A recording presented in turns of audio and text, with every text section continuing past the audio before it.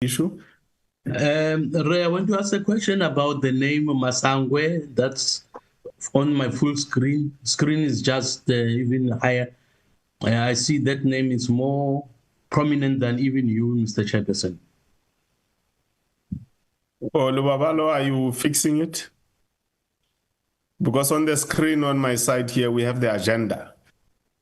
No, I have Masangwe. I don't have the agenda. Yes, my side. Lubabalo? I have the agenda, Chair, on the screen, Chairperson. Yes, I also have the agenda on the screen, Honorable Mishwe. There might be a problem. Maybe let me, I'll exit and come back. Yes.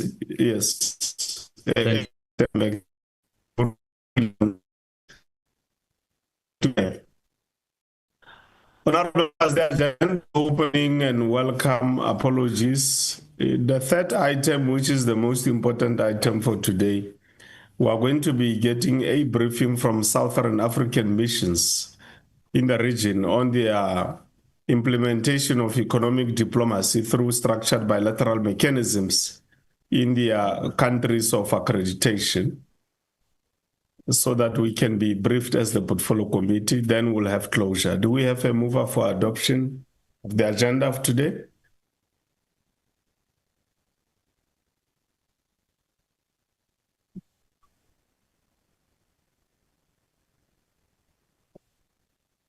Am I audible? It looks like honorable members cannot hear me. You are audible, Chair. Okay, members, we've got the agenda for today. I've read the agenda to you. The agenda is on the screen. Can we have a mover for the adoption of the agenda?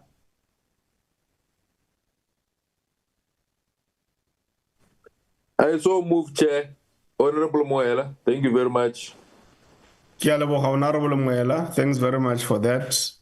I move to second, Chair. Adoption, Chair. Okay, thank you very much for those 2 seconders. The agenda is now adopted, honorable members.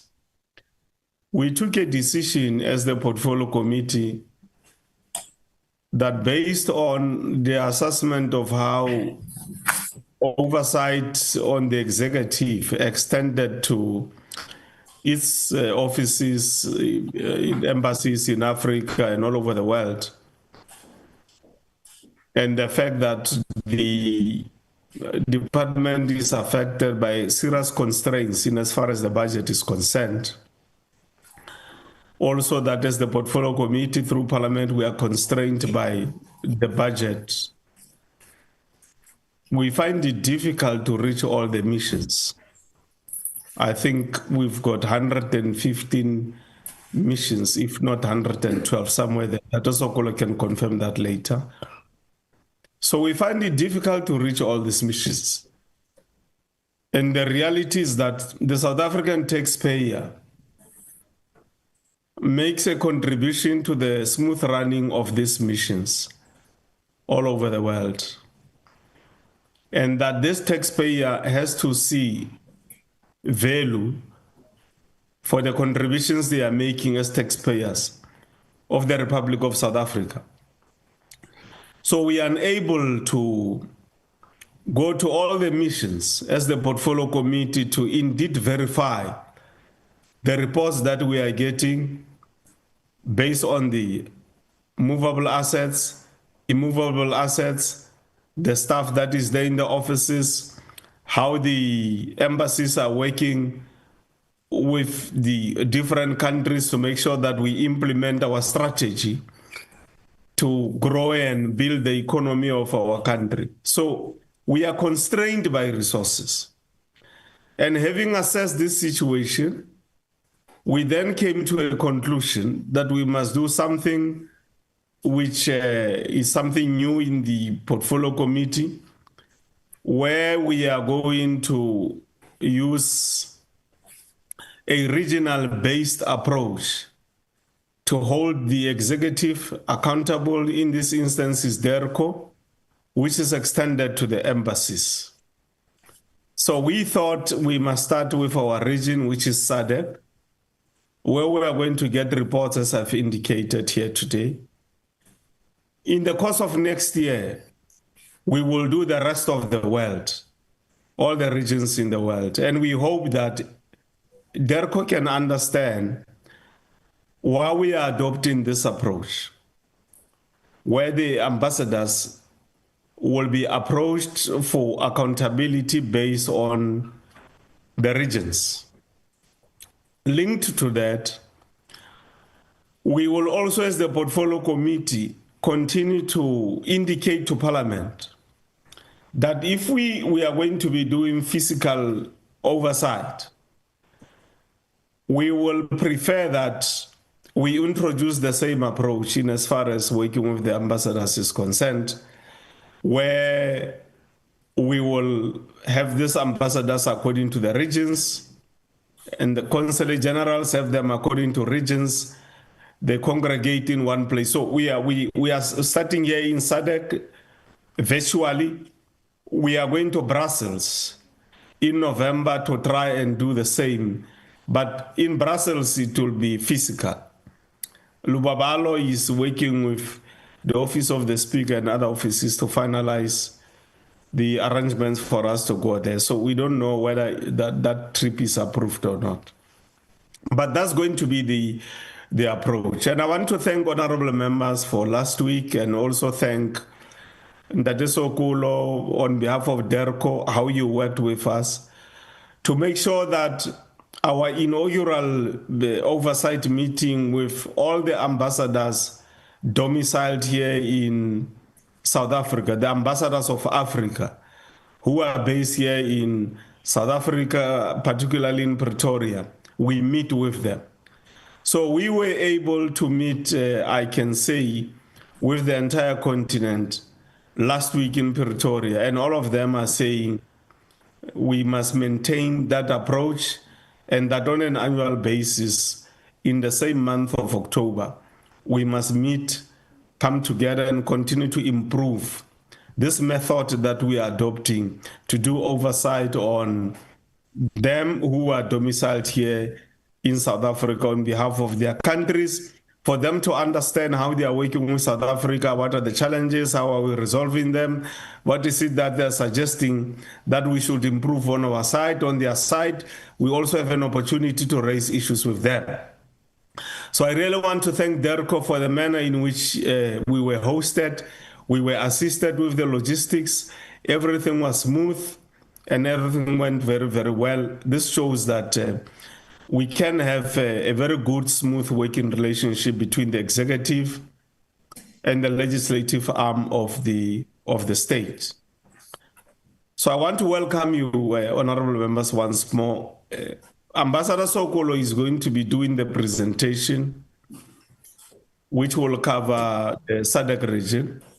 As soon as Ambassador Sokolo is done, we will introduce the other ambassadors who are on the platform here. There are about 7 or so. As we introduce them, we will also ask them to introduce themselves, their names, the country they are in, and if there's anything to add on what Ambassador Sokolo will have said, they can then add. Ambassador Sokolo, we are giving you 30 minutes to do the presentation. We will then engage thereafter. Over to you, Your Excellency. Good morning. Thank you, Honorable Chairperson, Rema Humapelo, and honorable members of the committee and colleagues, our ambassadors, excellencies in our region, as well as the members of the diplomatic corps.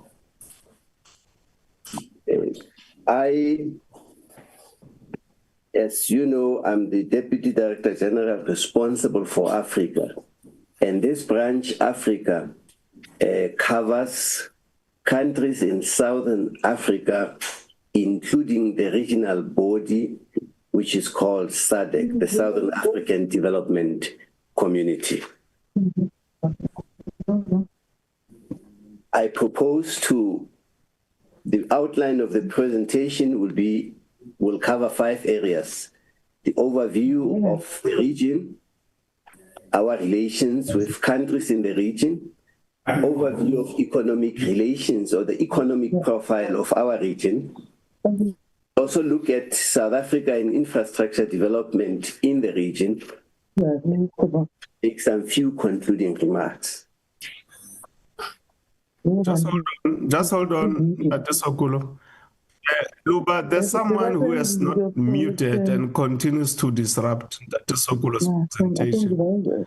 If you can use your ability to mute other people so that we can mute that person. Thank you, Dr. Sokolo. You can proceed. Yeah, thanks, Honorable Chairperson. Overview of the Southern Africa region. On the left, honorable members, I've shared a map of the region and countries in the region that you are covering. When we speak about Southern Africa as DECO, we exclude the islands, which is Madagascar. But for the purpose of this presentation, we will include Madagascar as well. But on the right are countries that we categorize as the countries in the Southern Africa region. And they do include Democratic Republic of the Congo, Angola, Mozambique, down to South Africa. Our region, Southern Africa, has profound political, economic, security, and historical significance for South Africa. South Africa is an integral part of the region. South Africa and the region share common values, cultures, and history because many of the countries formed part of what used to be called the frontline states. In fact, in terms of sharing common values and cultures, many of us who come from the provinces and regions which border our neighbors are aware of this reality of the common languages we speak, families across the borders. And so we share a lot in common. We are one. But we also share a common history. The historical relations amongst former frontline states provided a base for cooperation in the pursuit of regional political and security vision. This strong historical basis formed a foundation upon which our regional community, SADC, was formed with a vision to foster regional integration and promote peace and security. The region comprises a fast-growing population of more than 400 people, and this 400 million people, and this includes the islands states in the Indian Ocean in particular. Economically, Southern Africa is considered the most advanced economic region in Africa with abundant natural resources, commodities, and human capital. The backbone of the Southern Africa region rests on 4 interlocking pillars, and those are mining and minerals, agriculture and agro-processing, manufacturing, infrastructure and services. And here we referring to tourism, finance, and transport and logistics in particular. And I've shared with you some of the statistics in terms of the profile or contribution of these sectors to the regional economy. Last year or this year, during the SADC summit, the summit of SADC, the executive secretary of SADC shared some of the insights in terms of how the region is performing in different areas. And he indicated that there was a marginal this year improvement in the performance of the region. The SADC has adopted what was called the Regional Indicative Strategic Development Plan 2020-2030. It is a program that SADC has adopted in order to accelerate the process of regional integration, but also democracy, politics, peace, and security. And in his modest assessment of how the region is indicated, he alluded to the fact that we could have achieved more. However, there were internal and external factors which contributed to this performance. The Executive Secretary of SADC underscored a need for increased resource mobilization and enhanced political commitment in ensuring that the region moves faster in terms of integration. In fact, what the Executive Secretary of the organization highlighted is the fact that the region is trading less internally, around 19%, and more than 80% we are trading with the world. And part of the challenge is the capacity of the region to manufacture goods, except just exporting raw materials. I will move to our relations with countries of the region or with the region. We maintain strategic relations with all the countries in the region and have established a very robust diplomatic footprint. The South African government has taken a conscious decision that we shall treat all countries in Southern Africa as strategic partners. These comprise 11 countries, and I've shared with them. In Angola, Botswana, in the Democratic Republic of the Congo, we have 2 missions, the primary mission in Kinshasa and the Consulate General in Lumumbashi. We have Lesotho, Malawi, Mozambique, Namibia, Eswatini, Tanzania, Zambia, and Zimbabwe, amongst others. And the islands, and we do include the island state. We have a presence in Madagascar, a presence in Mauritius, and in Comoros, and we have an accreditation in Seychelles.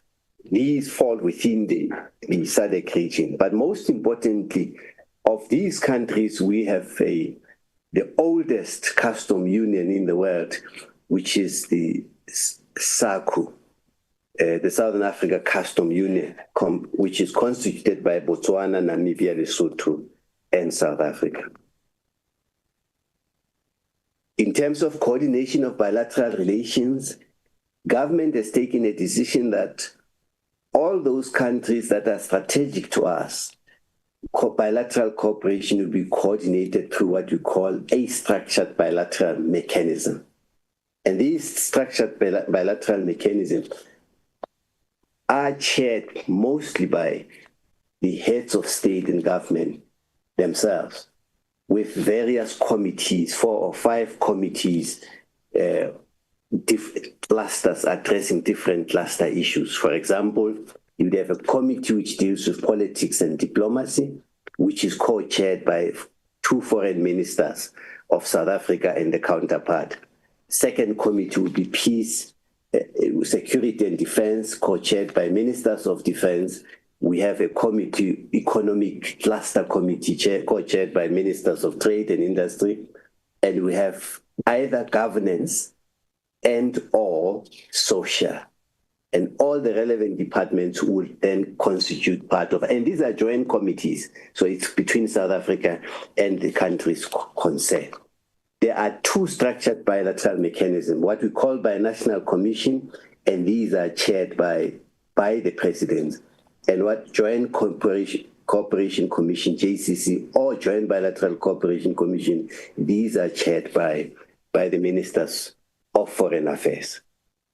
Now, we have 8 binational commissions with Botswana, Lesotho, Democratic Republic of the Congo, Mozambique, Namibia, Tanzania, Zambia, and Zimbabwe. Zambia, we will be launching it during the course of next year, but we have a JCC. There's agreement, consensus between us and Zambia that this will be elevated to a binational commission. And we have 3 joint commissions, Angola, but during the state visit of the president of Angola last day in December, the agreement was finalized to elevate these bilateral to the presidents themselves. Malawi, we have a JCC, and with Eswatini. What it means is that once relations are elevated to this level, on an annual basis, South Africa and the countries concerned met under the leadership of the presidents and ministers, if it's the JC, under the leadership of foreign ministers. And these committees also go downwards to senior officials. This year, we were pleased to have our BNC with Lesotho. We had the president accompanied by 14 ministers plus one deputy minister. And we looked at the entirety of the bilateral relations on high-level activities, and all departments or ministries were then had to account to both the president and the prime minister of Lesotho. We had BNCs with DRC and Namibia, and we are now planning to have the BNCs for next year. This year, before the end of this year, at the end of November, the president would lead again a high-profile ministerial delegation as well as business to Botswana for the BNC. And the first week of December, the president would lead a high-profile ministerial delegation to Mozambique under the umbrella of the Binational Commission. These structured bilateral mechanism, chairperson and honorable members, are very important because they provide a coordinating and monitoring mechanism for the implementation of bilateral relations and commitment made between the two governments. Of course, we still have to deepen the full participation of all ministries, because the idea is that all ministers must understand that we all operate under the umbrella of our foreign policy. But also we are at a point where we need to see the impact of this bilateral cooperation.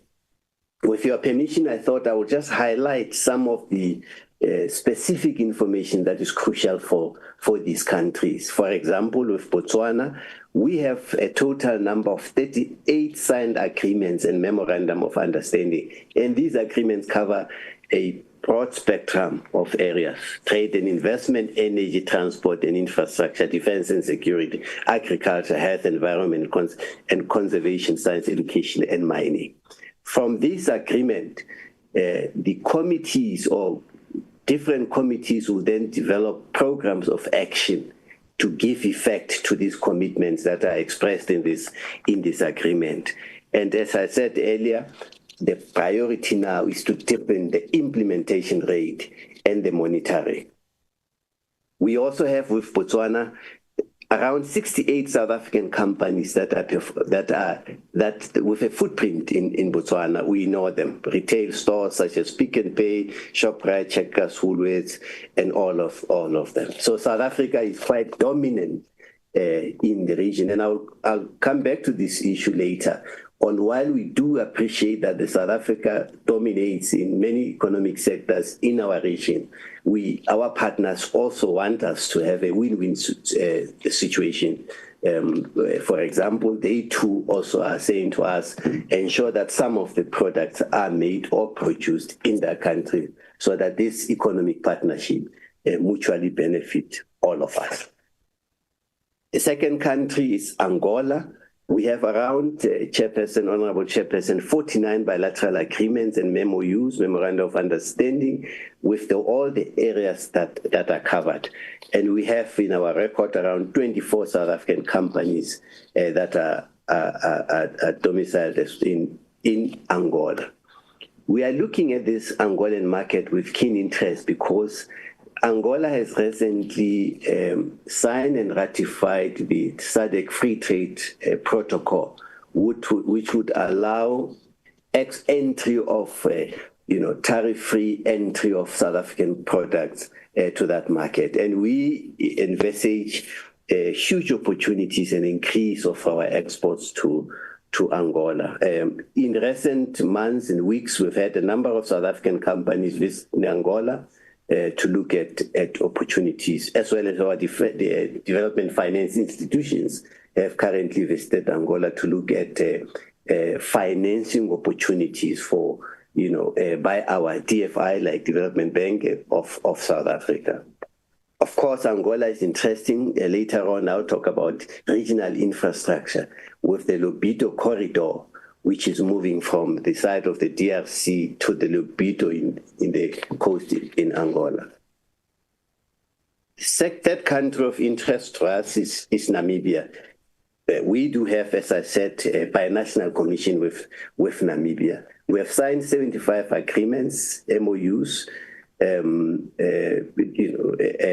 which cover a broad spectrum of areas. And we have around 50 South African companies that we are aware of.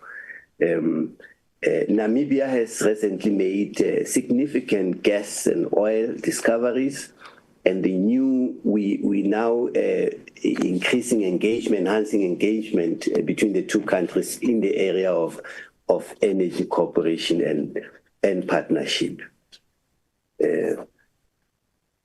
We are hoping in the coming 2 weeks, from the 4th to the 6th of November, we will be hosting a high number of senior officials from Namibia, where we'll be looking at progress in implementing the commitments of the previous session of the BNC, but also preparing for a full session of the BNC that will be held next year. But we, as far as DERCO, we are making a point to our department, particularly minerals and energy, as well as electricity, DTIC, to develop a very robust, dedicated economic development strategy program with Namibia. We have, as I said, 50 companies that we are aware of. The next country is the Democratic Republic of the Congo. We have around 38 agreements and MOU signed, which cover those areas that we have highlighted, and we have these companies that we are aware of. The DRC is a huge opportunity, and we do believe that more can be done to ensure that South Africa's footprint is solidified in this country in different areas, whether mining, infrastructure development. There is a recent South African-led consortium which has been awarded a significant infrastructure project. They will be making announcements soon. It's around 10 billion rands in the port area. Lesotho is key as well. We have a full binational commission, as I said, Honorable Chair and members. We had President-led a high-profile delegation in April this year. We have around 50 South African companies in Lesotho. And during this visit, or the BNC session that was held in Maseru this year, we signed 6 additional MOU with Lesotho. Cooperation in water and the water security for South Africa is the flagship program between us and Lesotho. You are aware of the percentage of the water that Gauteng uses that comes from Lesotho. But Lesotho is strategic because the Orange River originates, actually its source is yes, baby. I spoke about it, so I need to do it quickly while I'm still eligible.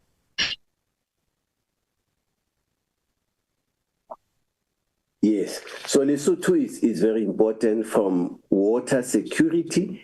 We are also discussing with Lesotho how also to address the energy issue. Lesotho is important as well that in the discussion during the BNC, we also look at what we call the identified regional value chains, which sectors that SADC has identified for each of these countries that can be looked at. For example, we know that leather is one of the areas or sectors that have been identified in the context of SADC. And South Africa is partnering with Lesotho to ensure that they develop the sector there. We have Eswatini, 23 agreements signed, number of South African companies that are also in Eswatini. 3, we have a broad summary of South Africa's relations with countries in the region. As I said, and I've not addressed all the countries, I've just made a highlight of the opportunities or partnerships that we are having with the region. The South African region remains a lucrative market for South Africa's exports, exports at approximately 83% of products which are designed for the African continent.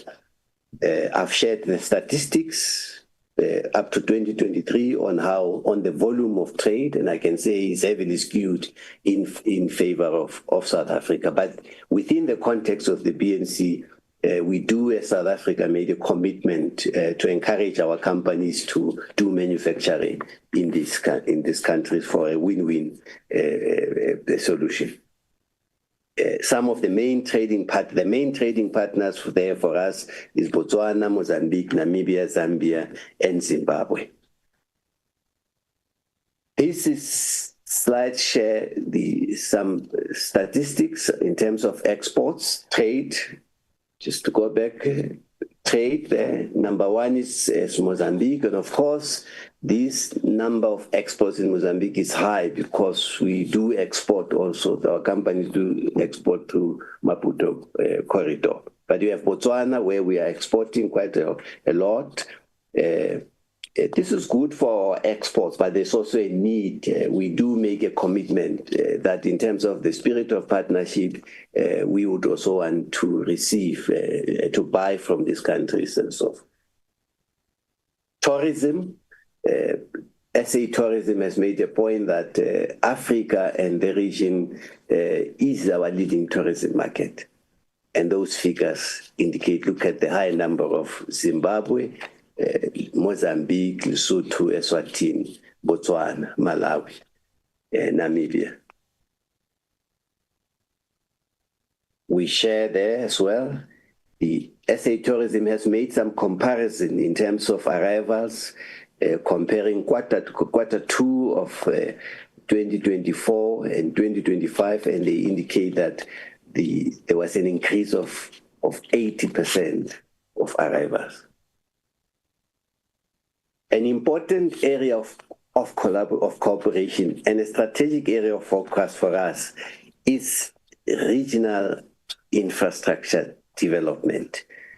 Chairperson, this is an area that will require a session on its own, a presentation on infrastructure development in South Africa. So I will just make few comments in this area, but I propose that in the future, there could be a session that looks at infrastructure development, both in the region as well as on the continent. There is a consolidated infrastructure development strategy for the African continent, and one that is anchored on the AU's regional economic communities. Our community is SADC, and we are one of the African Union's regional economic blocks or economic community.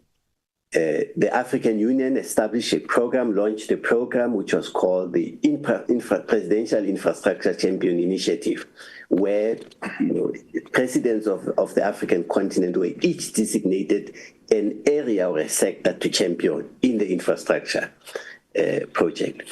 The African Union also adopted a program called PIDA, which is a program for infrastructure development in Africa.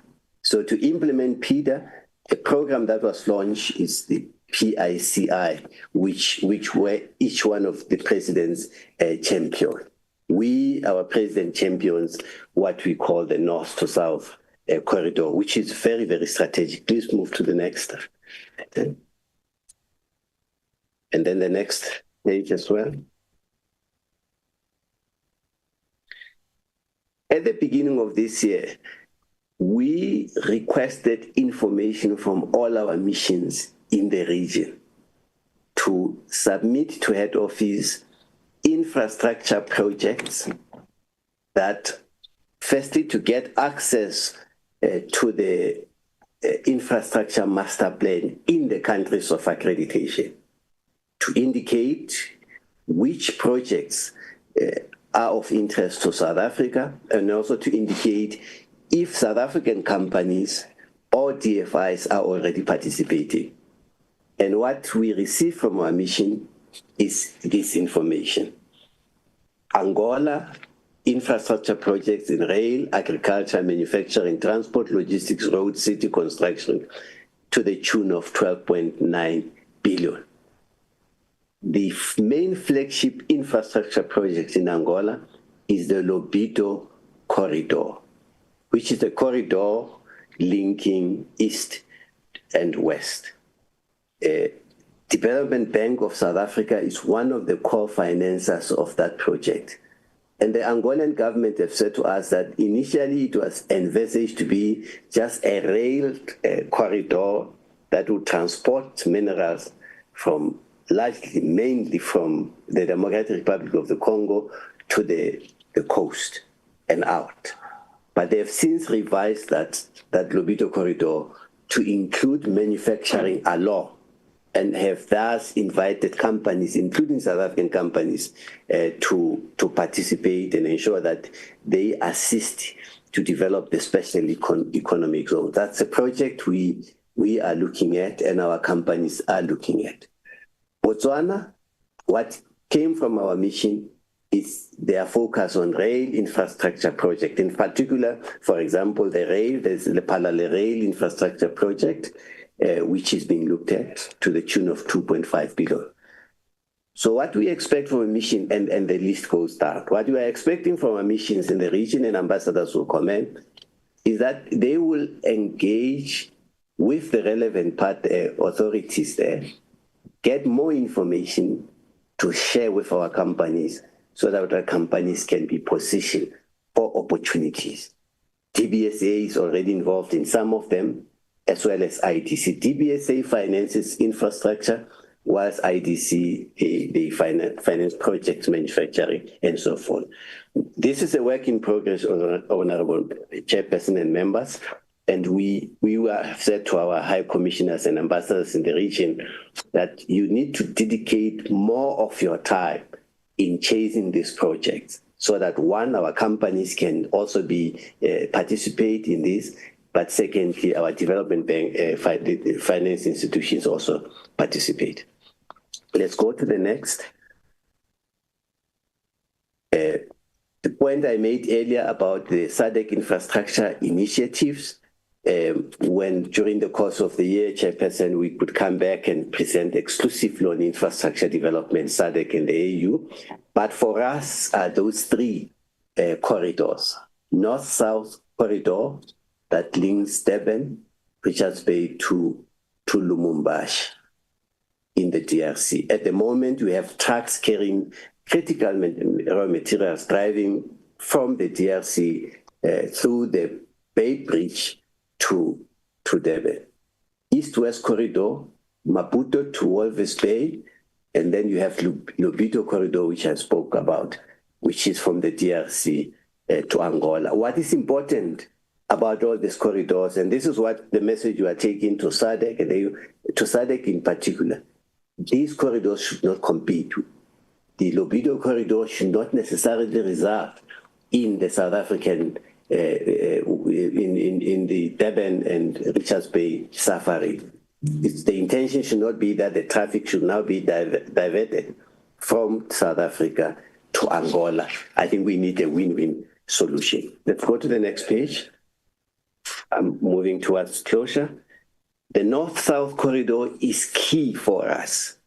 It is key for us. And some of the projects that are linked to the North-South corridor is the Inga Hydropower Project, the Bay Bridge border post.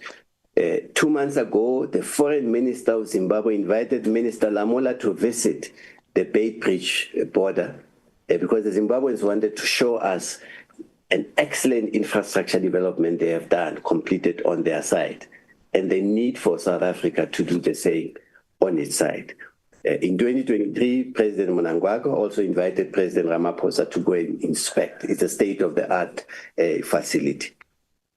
We have the Lesotho Highlands Water Project, Phase 2, which President Ramaphosa went to launch as well in July 2023, and work is in progress. The Lesotho Highlands Water Project Phase 2 is delaying, but the ministers of water are engaged, supported as well by of Lesotho and South Africa, supported by the ministers of foreign affairs.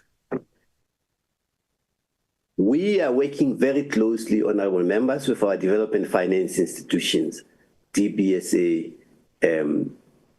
IDC, supported by the Export Insurance Corporation Company, which under DTIC, because those ones, they cover the political risks.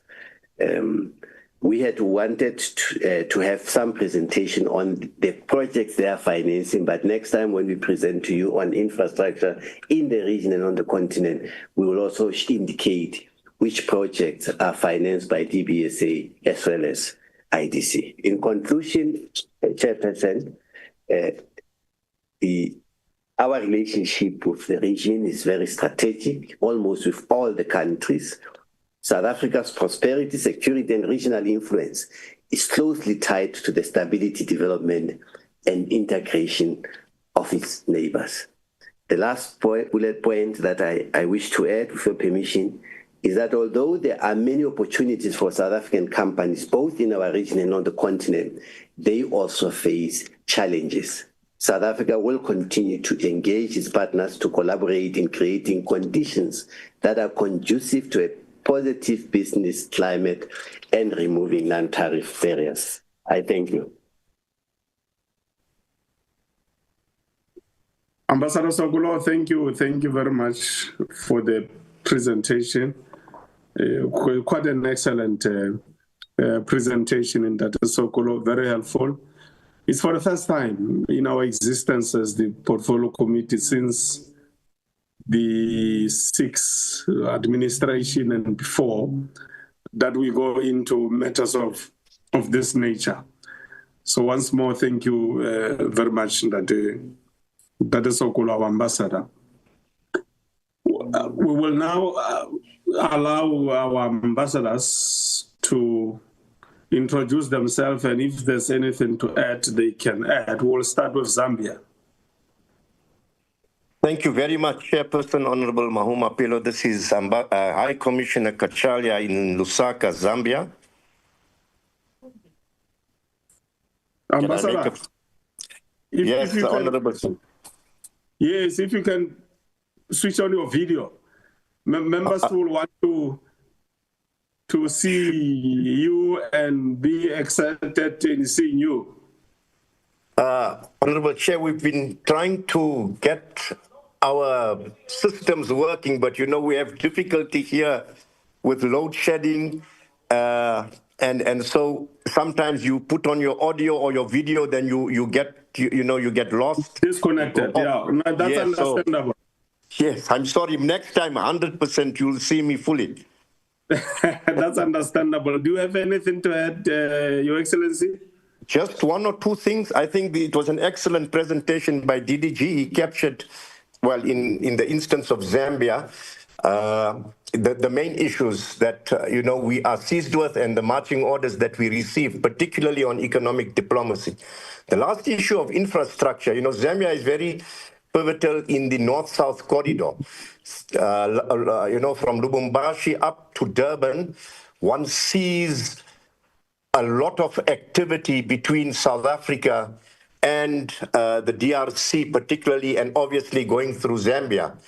Just in passing, South Africa's trade with Zambia goes up to about 60 billion, and it's very heavily in our favor. 57 billion belongs to our exports, and they only trade 4 billion in terms of their exports to us. Opportunities are great. Infrastructure issues remain a big challenge in Zambia, particularly now with the development of the copper mining industry and as well as other rare minerals, as well as a bit of gold, that Zambia is now Zambia now is concentrating on mining heavily, but it comes with its challenges. Zambia has challenges. They have similar challenges to us about artisanal mining and those kind of things. But South Africa has opportunities in the mining sector here in Zambia. Transport, it goes without saying, most of the goods travel through Zambia, either through Beitbridge or to Gazankula in Botswana, with Botswana coming through to South Africa. Opportunities are there. Manufacturing is an area where, Zambia falls far short, and they would obviously want to get South Africa involved in manufacturing. seeing that they import most of their products from South Africa. We meet with companies. We've just met with one very big Zambian company manufacturing, and they've set up a $250 million plant in South Africa, busy doing it to manufacture drinks and other household products in South Africa.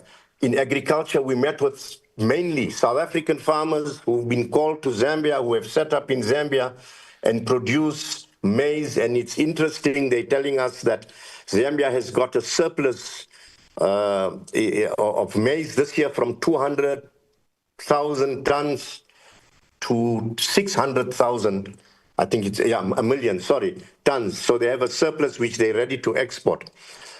In brief, I don't want to repeat what DDG Siokole has said, Honorable Chair and Honorable members of the committee, but opportunities for South African companies in mining, in infrastructure, in manufacturing, in agriculture, in tourism is immense, it's vast, and we've had various meetings with various ministers. The energy sector is a critical one, and we're going to get our minister coming in a week to meet with the minister here and to see how we can assist as well as be supported and assisted by Zambia in the energy sector, seeing that they rely heavily on hydro. We have challenges, but we can discuss this at another time. But briefly, you find a lot of companies in the mining sector, particularly now the UAE coming in. There's Indian companies, there's Canadian, and South Africa. Clearly, with our experience in mining, without trying to sound too ostentatious or arrogant about it, we have opportunities there. In infrastructure, we have the challenges of the Chinese and other companies that have come in, but I think there is a sector of the road from Lusaka right to the Copper Belt, which stretches for over about 500-600 kilometers.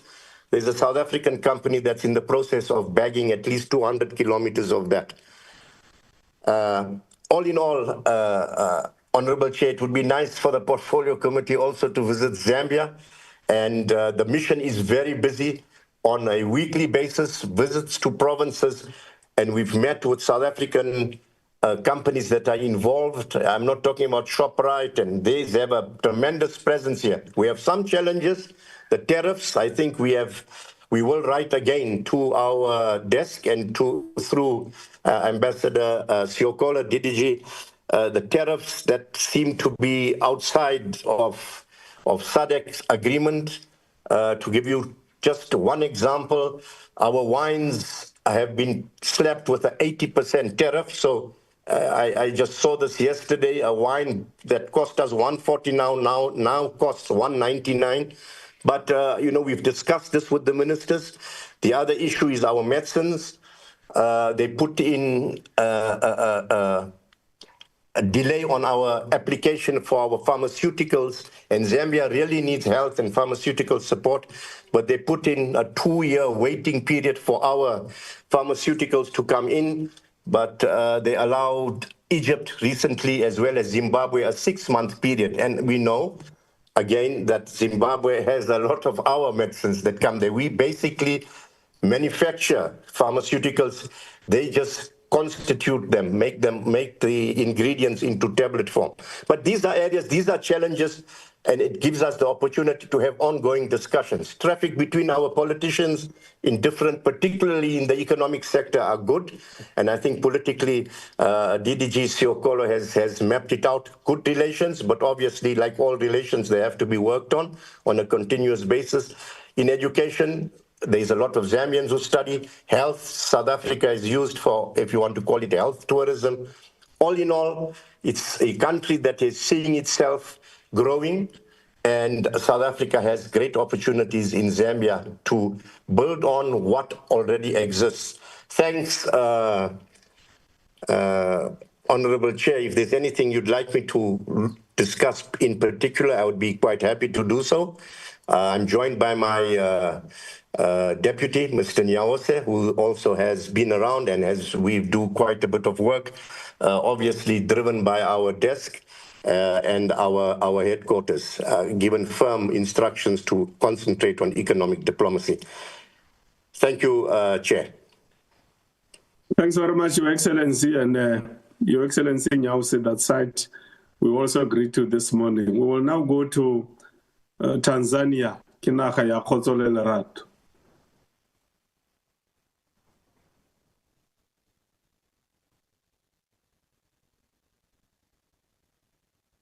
Tanzania. Good morning, Honorable Chairperson. Good morning, members of the Portfolio Committee, Ambassador Siokole, Your Excellencies, officials, I greet you from Dar es Salaam. Thank you for this opportunity just to share. I think Ambassador Siokole has covered everything that we wanted to speak to. But what we would like to indicate first and foremost is that Tanzania is now going for general elections on the 29th of October, and it is expected that the CCM will still continue its calm for now, peaceful, and people are going about their business. And the parties, even opposition, I believe they're also canvassing for the elections. In terms of the relations with the Tanzanian government, our relations are very, very good. And also given our historical history that we share together with Tanzania. The issue on business, I think the environment is quite conducive for South African companies to operate in Tanzania. Already we do have a good presence in terms of big companies like your ABSA, Woolworths, Southern Sun, Protea Hotels, and so on. Unfortunately, other companies like FNB had to leave the country for their reasons. But there has been a problem in terms of taxation, which we flagged with our desk and also the South African Revenue Services. They then are in talks with the Tanzanian taxation agency that can be resolved, because South African countries were taxed double in Tanzania and in South Africa. So it was an unequal sort of relationship which we are trying to resolve. South Africa has invested a lot here. We have more than 250 companies in various sectors of the economy. We also have our companies like the DPSA coming to invest here. There is, in terms of rail, for instance, there's a newly launched SGR which goes from Dar es Salaam via Morogoro and to Dodoma, which is the capital of the city. We also have a granite mine that is funded by the DPSA in Morogoro, which is running very, very well. There are many opportunities here which have been shared with us, and we have been inviting South African business people to come and invest in Tanzania. The environment has been quite is quite exciting, because the country has also adopted a plan they call Vision 2050, which is also an opportunity for us to see where we can assist in terms of ensuring that they achieve their vision. Because the crux of the Vision 2050 is on the development of the country. And we need to leverage the good relationships that we have with Tanzania to ensure that they achieve what they seek to achieve. There's a strong also business community forum, South African business Business Forum together with the Tanzanian Business Forum. So they meet together every 6 weeks to discuss common interests. So in that way, I think we have an opportunity in South Africa to build on what has been achieved, but also to use the opportunities that are available for us. So I think that we have an opportunity, and I hope that since the BNC is happening in 2026, though I am not sure as yet, on our side, we are not sure whether it will happen on March, but that is the expectation, that we will have the BNC, and we hope that the president and minister will bring a strong business delegation to Tanzania, even though we try also on our sides here to meet South African businesses who are coming regularly to look for opportunities in many of the areas of interest that I have. So, Honorable Chair, mine was just to add to what Ambassador Siokolo has reported.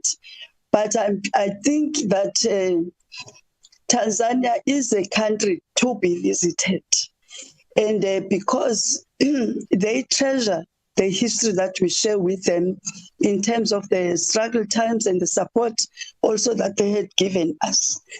So all in all, from our side, that is what I would like to say for now.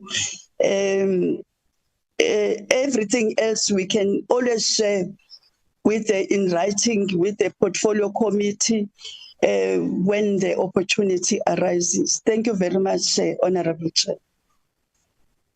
Your Excellency, thank you very much for that edition. Quite excellent, and thank you very much, Tanzania. We'll now go to Botswana. Lefatshe la go lela ka phudufudu le potsana.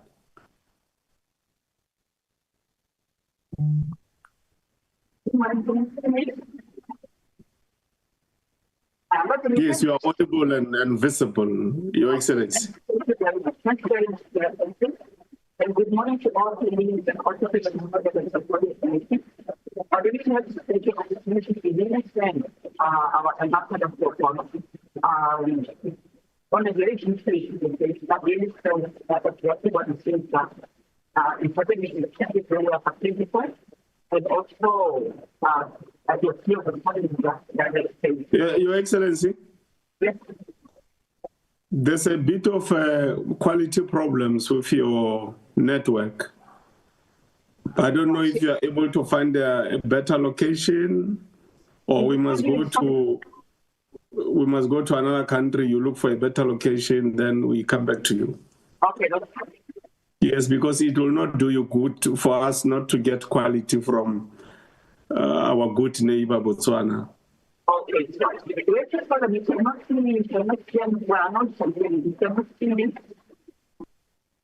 Yes, the line is not very good. The quality is not good.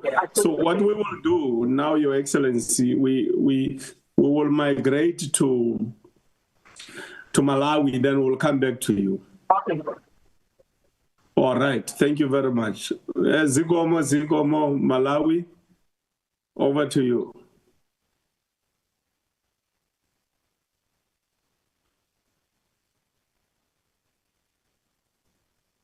Zikomo, Malawi. Zikomo Kwambiri, Honorable Mbapilo, can you hear me? Yes, you are audible and very clear. Zikomo Kwambiri.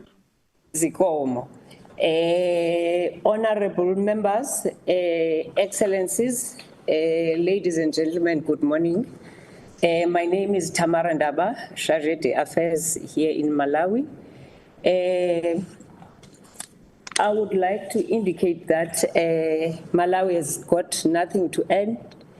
His Excellency DDG Siokolo have captured the strategic intent of the activities and of what we cover in terms of economic diplomacy cooperation between South Africa and Malawi. Thank you very much.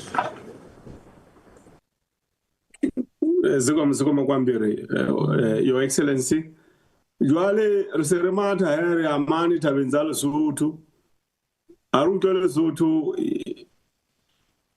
Your Excellency, Lesotho.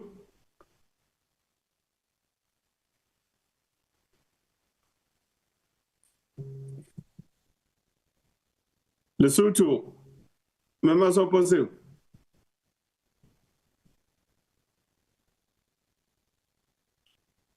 Okay, it looks like. I'm here. I'm here. Can you see me, Honorable Chair? Lukisa camera may ayaluka oa. He got a water to highly or Gwen, and we must suppose how. Mahon. Good morning, Chair. Good morning. Thank you.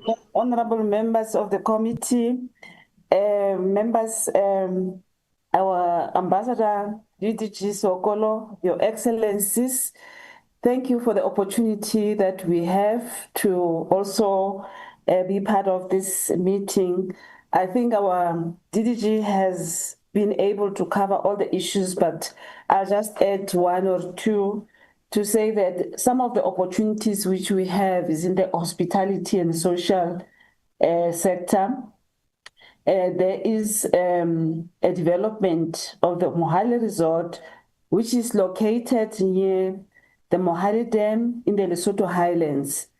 Mohale Water Park, a leisure park comprising a cruise boat, a fly fishing lodge, and a community outdoor center. Opportunities exist for the development of Simonko Resort with pristine views of the Malutinyane waterfalls, the tallest single drop waterfall, and world's longest commercial upsell. Other amenities include the chalets, a zipline, and a suspension footbridge. In terms of the economical, we have opportunities in the agro industry. Opportunities lie in crop farming, aquaculture, horticulture, livestock and food processing, and the production of cannabis oil.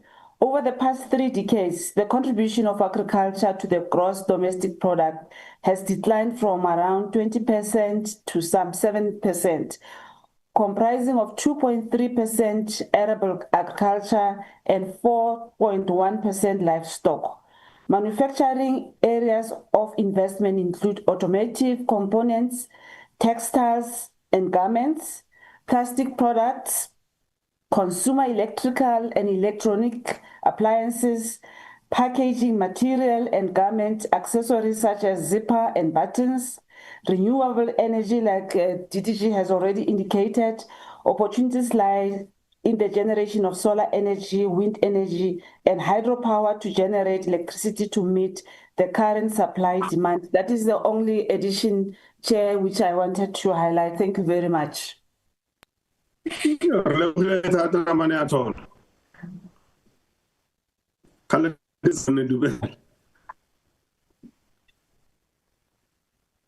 Okay, thank you, Your Excellency. Thank you very much. Thanks, sir. Yes, thank you very much. We'll now go to Mauritius.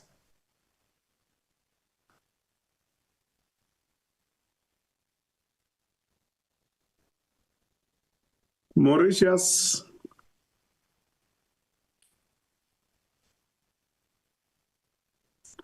Okay, let's go back to Botswana. Your Excellency, in Botswana, I hope your transmission will be better. Let's try, proceed, my sister.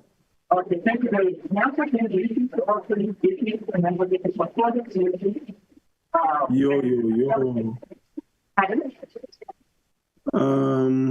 yeah, it's not yet okay. Hey, Lubabalo, can you check? Maybe it's on my side. Is on your side, Lubabalo, is Is the transmission smooth? Is it okay? No, Chairperson, it is not okay. Maybe the ambassador can switch off her video and try. Okay. Yes, Your Excellency, we have seen you. You can switch off the video, yeah. Can you hear me better now?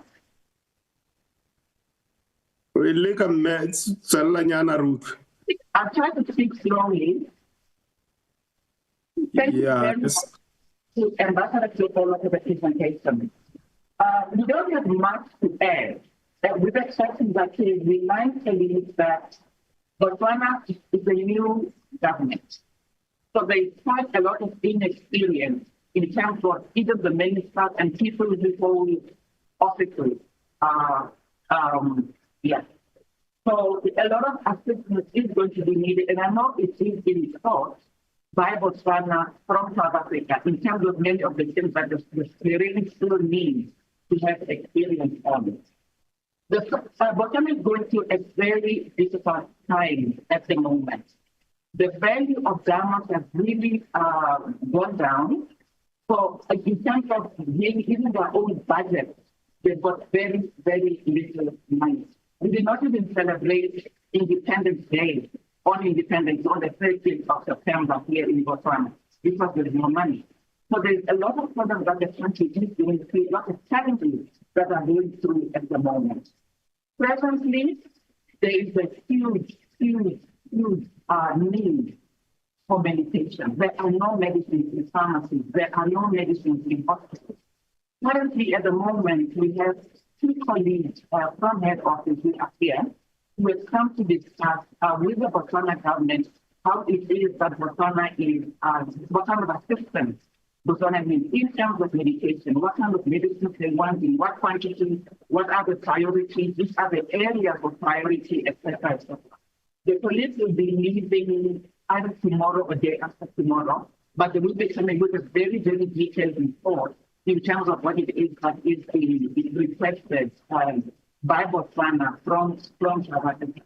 When I finish here, we are going to another meeting with the police to meet with the Botswana Investment and State Council, because also the African Donations Fund has requested suggestions on what it is that we can still be able to do with Botswana within this financial year.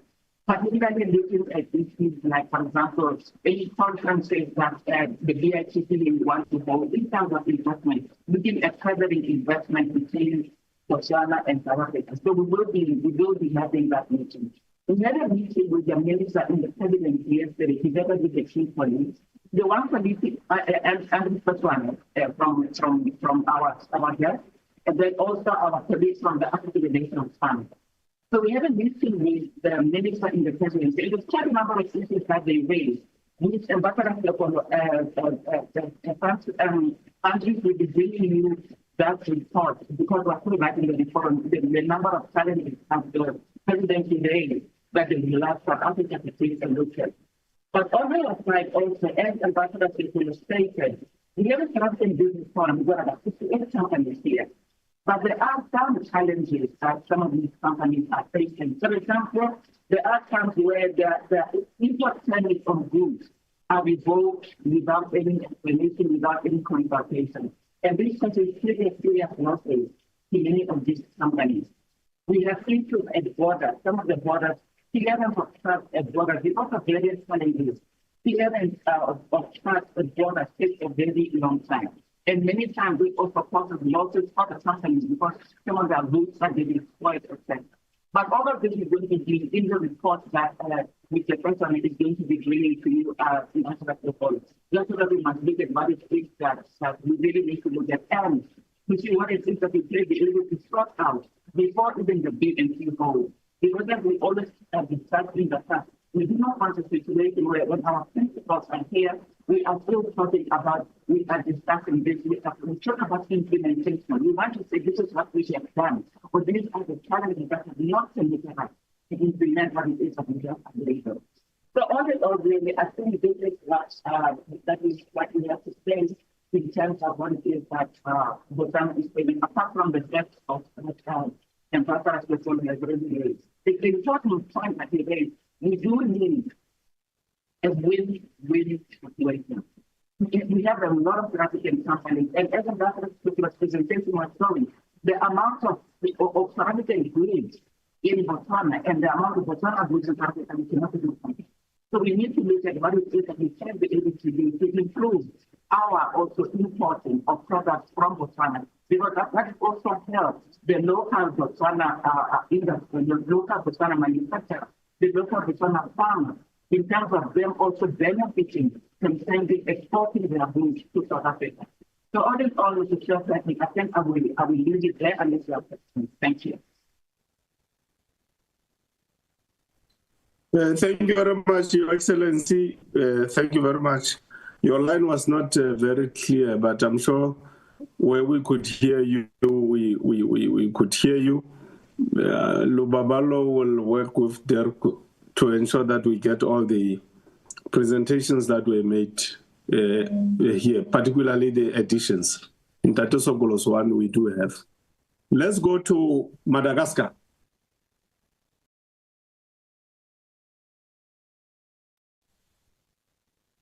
Good day, Excellencies. Good day, Chairperson. My name is Kazamla Chawani. Maybe let me start by apologizing for joining the meeting a bit late. I was attending the SADC fact-finding mission meeting, and therefore I missed the presentation by Ambassador Siokolo. I'm not privy to what the ambassador would have already brought to the attention of the committee. And maybe if you were to indulge me, Ambassador Siokolo, if there's anything that perhaps I should augment, and if nothing had been said so far, I will be glad to just make a very brief presentation, if you allow that, Chairperson. Yes, I don't see any problem, particularly if you can take the committee on board on the situation and how is it going. Over to you. Yes, thank you, Honorable Chair, and thank you to the honorable members, the leadership of the department, excellencies and colleagues. As I've indicated, I will try to be very brief, but then remain available as well to see how we can augment in terms of follow-up questions or questions of clarity.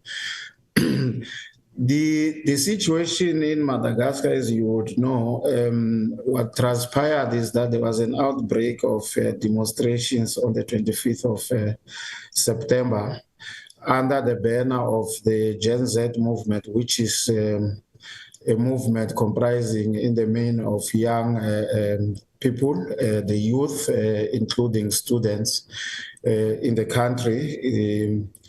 And these demonstrations were in the beginning over the acute shortage of water and provision of electricity around the country. And in the main, the epicenter of the demonstrations were in the capital, Antananarivo.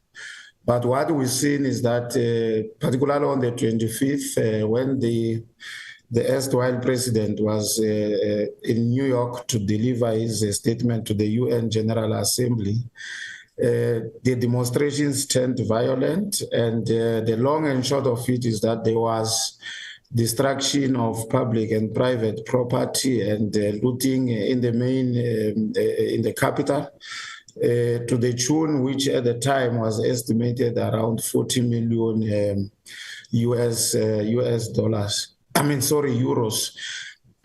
Fast forward, what then transpired is that as the days went by, it was very clear that other sectors of the society were joining the strike, including political parties in the main opposition parties, but also civil servants, to an extent that it seemed that the entirety of the public service was on the verge of collapsing.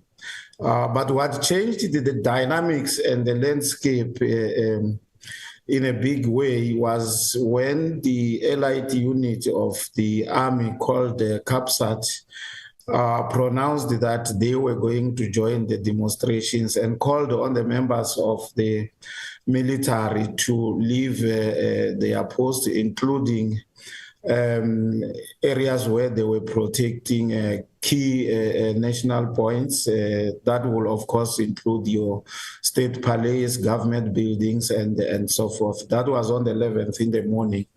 And subsequently, by the afternoon, they had joined and in uniform the demonstrations, which resulted, at least for that particular day, on the death of one uniformed person, because they came into conflict with the gendarmerie, which is the national police. But the situation was quickly arrested, and they managed to move together with the protesters to a square which is called May 13 Square, which is a historic site. And if I may say, it's a place where all the revolutions, if one was to put it like that, tend to be launched there. So it's a place of historic significance, but it was heavily guarded by the gendarmerie, and to an extent that after the military joined, there seemed to be free access to that square. Now, what happened is that on the 14th, perhaps I should just indicate before I get to that, having seen that the military has joined, the president left the country somewhere around the 12th, and left the sort of a leadership vacuum. And on the 14th of October, what then transpired is that three important events took place. One, it was the National Assembly which was sitting to embark on the impeachment proceedings of the president. And then two, it was the High Constitutional Court which was sitting,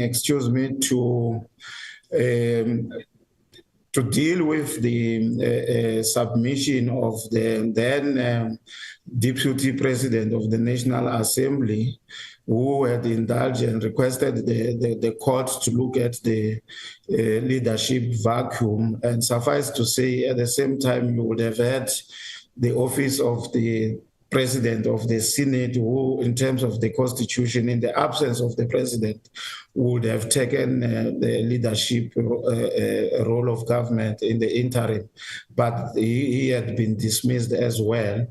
And then at the same time, you had this elite unit, the CAPSAT, moving from the square that I referred to the presidential, to the state palace, to announce the seizure of power.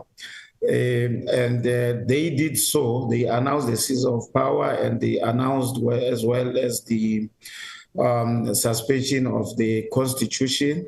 They didn't announce the suspension of the National Assembly, and as such, the National Assembly, as I said, was concurrently, it was still in session. They went ahead with the impeachment process, and I hope it's not confusing, because interchangeably, this is what was happening on the same day. And 130 voted in favor, only one was abstained, and the total number of the membership of the National Assembly is 163. So overwhelmingly, they voted for the impeachment of the president. I must say, wherever the president was, he made an effort to avoid the impeachment process by issuing a decree dissolving the National Assembly. But in terms of the members of the National Assembly, their interpretation was that that was null and void. It should have been done with consultation of the President of the National Assembly, with the consultation with the President of the Senate, but also the President should have done so while within the territory of Madagascar, and therefore it was invalid. Now, it transpired later in the day that the Constitutional Court issued their own decision recognizing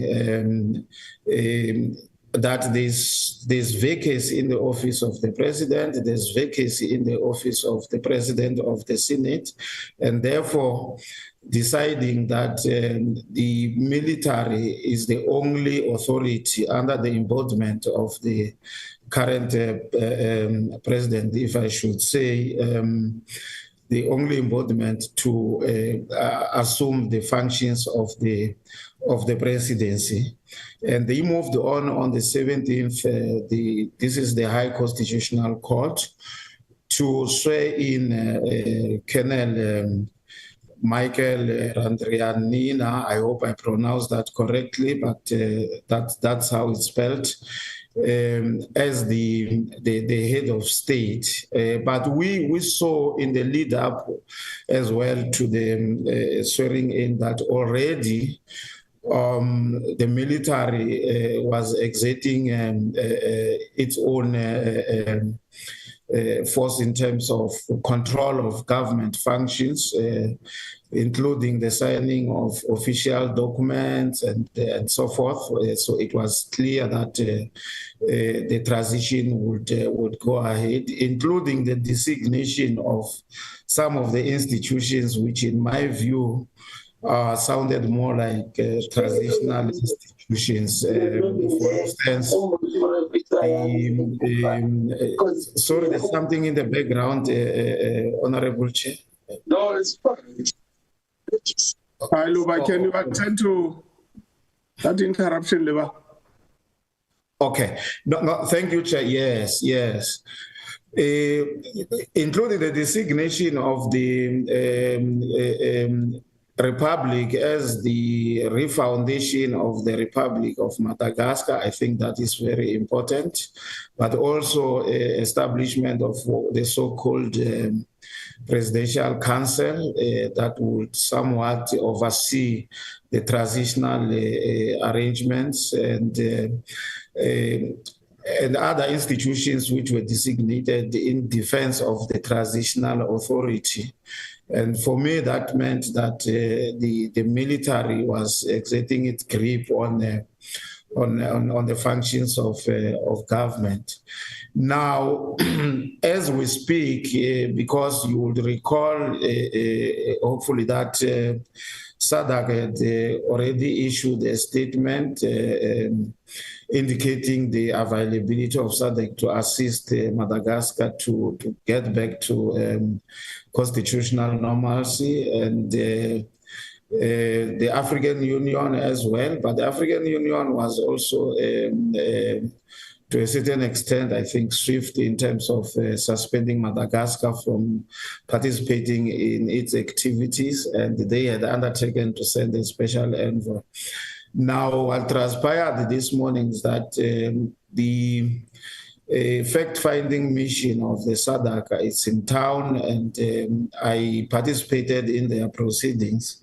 Because it's a fact-finding mission, they were just asking us as the diplomatic corps, particularly SADC member states represented here, how we see the transition and how they should approach it. So we gave our own account of the events, which is something that, in a way, we were just confirming some of the aspects that they know, and how we believe they should go about the whole mediation process. So, in the nutshell, Chair, I will stop there, and if there's anything, as I said, I will be available to try and respond specifically. And if that met the expectation of Ambassador Siokolo, I don't know what Ambassador would have presented already, as I indicated. Thank you so much, Honorable Chair. Thanks very much for that briefing. It's quite useful. It's important because it's a current matter going on there in Madagascar. Ambassador Sokolo did cover matters of infrastructure in the context of economic diplomacy, so you can be rest assured that that was covered very well. Botswana's line was not very clear, so unless there's somebody still outstanding, this is the list I had here with me. If there's anybody still outstanding, you can make an addition before we give honorable members an opportunity to interact with the presentations.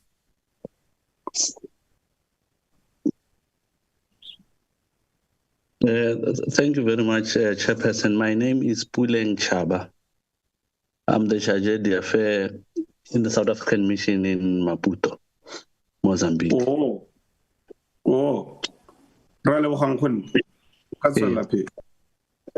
The presentation by the DDG Ambassador Sokolo was quite eloquent and informative. Safe to say, I'm tempted to add one more thing. As we speak, the trade between Mozambique and South Africa is going to be further enhanced by the ongoing expansion of the Libombo-Risano-Garcia border. This expansion will also assist in the digitalization of the port, which in turn will greatly reduce the time needed to process trucks that move from South Africa into Mozambique. You'd remember that we have over 1,000 trucks crossing from South Africa into Mozambique on a daily basis. And a rough estimate tells us that it takes a truck between 18 and 25 minutes to be processed currently. But with this expansion and with this improvement at the border, we're actually trying to arrive at the situation where it will take a truck less than 10 minutes to be processed so that it can go into Mozambique, therefore enhancing the trade that I'm talking about. I think that's the only intervention I wanted to make. Thank you very much. Thanks, Your Excellency. Thanks very much for that. Honorable members, we have now received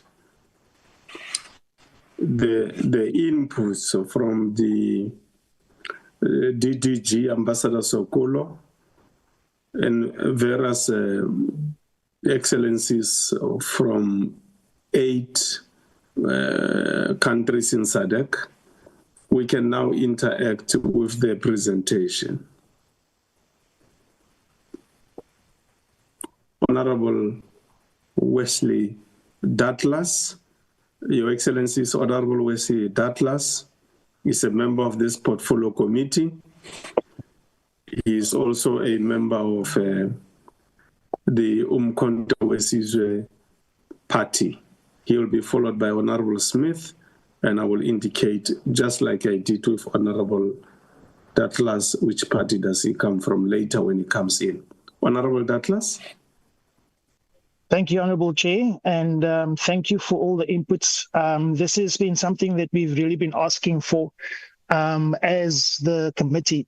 And Chairperson, I think I want to greet everybody, all your excellencies, and the DIRCO Director General and ambassadors. I want to commend DIRCO for hearing our pleas to get some more information in terms of the regional development and then getting some facts. And this is really encouraging to see that we're deepening South Africa's economic diplomacy footprint within SADC and also within the context of the African Continental Free Trade Agreement. As Umkhonto weSizwe, we fully support the pursuit of structured bilateral mechanisms that promote trade, tourism, and investment, but we must insist that this diplomacy must translate into tangible poverty alleviation, industrialization, and sovereign economic self-reliance for all South Africans and our South African development community neighbors. I know that I sound like a broken record sometimes when it comes to this, but in our budget review and recommendations report that we discussed last week and the week before, this committee identified persistent weaknesses in DIRCO's budget alignment, coordination, and reporting on specific economic diplomacy outcomes. While our missions report strong activity, which is like 75 agreements with Namibia, 48 with Lesotho, 23 with Eswatini, 38 with the DRC, we must measure outcomes, not just the outputs. And so that for me is what I'd like to see is the drill down as well. And I think it will be great for us to be able to have a workshop on exactly what those bilaterals entail for Black South Africans, for colored South Africans, for Khoisan South Africans, for Indian South Africans, people that have been left out of international trade. As MK, we are deeply concerned that DIRCO's budget for economic diplomacy and trade promotion has remained stagnant over the medium-term expenditure framework, despite rising demand for mission-led investment facilitation. According to the National Treasury data that was given to us, vote number 6, less than 8% of DIRCO's total expenditure directly supports trade and investment promotion activities. This is a contradiction. As much as we are hearing great news today, we speak of economic diplomacy, yet we underfund it. Because it's not just about what our intention is, but we must put our money where our mouth is. So, as much as we can develop our structures, we can do more trade agreements, sign bilaterals. But if you don't have money to send trade delegations that have youth, women, people with disabilities, people from different diverse backgrounds to these countries, to give them money to attend trade expos, to give their products an opportunity in those markets. A lot of our SADC neighbors are net importers of many of the things that our Black entrepreneurs and Black businesses actually manufacture in South Africa, but they don't have any way to get their products from South Africa into those markets. That is what we're talking about when we talk about drilling down. Chairperson, economic diplomacy cannot just be about boardrooms and summits. It must connect with the grassroots entrepreneurs, SMMEs and township and rural enterprises. As I always say, I've been in international relations for a long time. I was a member of parliament in the National Council of Provinces from 2005 to 2009 and sat on foreign affairs. And I can tell you nothing much has changed in terms of who's benefiting from these trade delegations, these bilateral meetings. It's still white monopoly capital. And I know that you can't, if it's a big ship, it takes a long time once you change the course for that ship to turn around. But I want to say that I'm not complaining, but I do think that we need to put our money where our mouth is. South African companies dominate many SADC economies, with over 50 companies in Lesotho, 150 in Eswatini, and 50 in Namibia. Yet the benefits of this regional integration seldom reach the poor. And this is where we need to make sure that in future we're moving and turning that ship towards that direction. We must ensure that there's local content and beneficiation in every cross-border project. We must have skills transfer agreements tied to every bilateral MOU, and SMME access quotas within trade delegations and investment forums is a necessity, where the diaspora business councils that include community entrepreneurs must also make sure that we have these entrepreneurs, that we have not only corporates, but people on the ground. Now, Mr. Chair, we have rising unemployment in South Africa, 32.6%, and SADC's average youth unemployment exceeds 35%. The question is, where are the people in this economic diplomacy, and where's the funding to take them where they need to be? Where are Black, colored, Khoisan, and Indian entrepreneurs, SMEs, and individuals? And it seems only white monopoly capital is still giving these opportunities. So, Mr. Chair, the MK Party welcomes the revitalization of the North-South corridor, carrying 60% of SADC trade, and South Africa's role in projects such as the Inga 3 hydropower project, the Bait Bridge border post modernization, the Lesotho Highlands Water Project, Phase 2, and the rail stock manufacturing hub of South Africa. But we must insist on African sovereignty in these projects. No foreign control over our regional logistics chains must be allowed. We must use African Development Bank and BRICS New Development Bank funding over Western conditional loans from the IMF and the World Bank. We must have integration with the African Continental Free Trade Agreement area to create real Pan-African value chains and not just do lip service, but we must actually see how these numbers and these trade agreements and these bilaterals translate into actual work. One of the key things that I find missing from this is tourism and growth. Tourism arrivals from Africa reached 6.8 million in 2024 alone, making up 76% of total arrivals, led by Zimbabwe, Mozambique, and Lesotho. This is an untapped gold mine for community tourism, cultural exchange, and heritage economy development, especially in rural and indigenous communities such as the Khoi and San territories.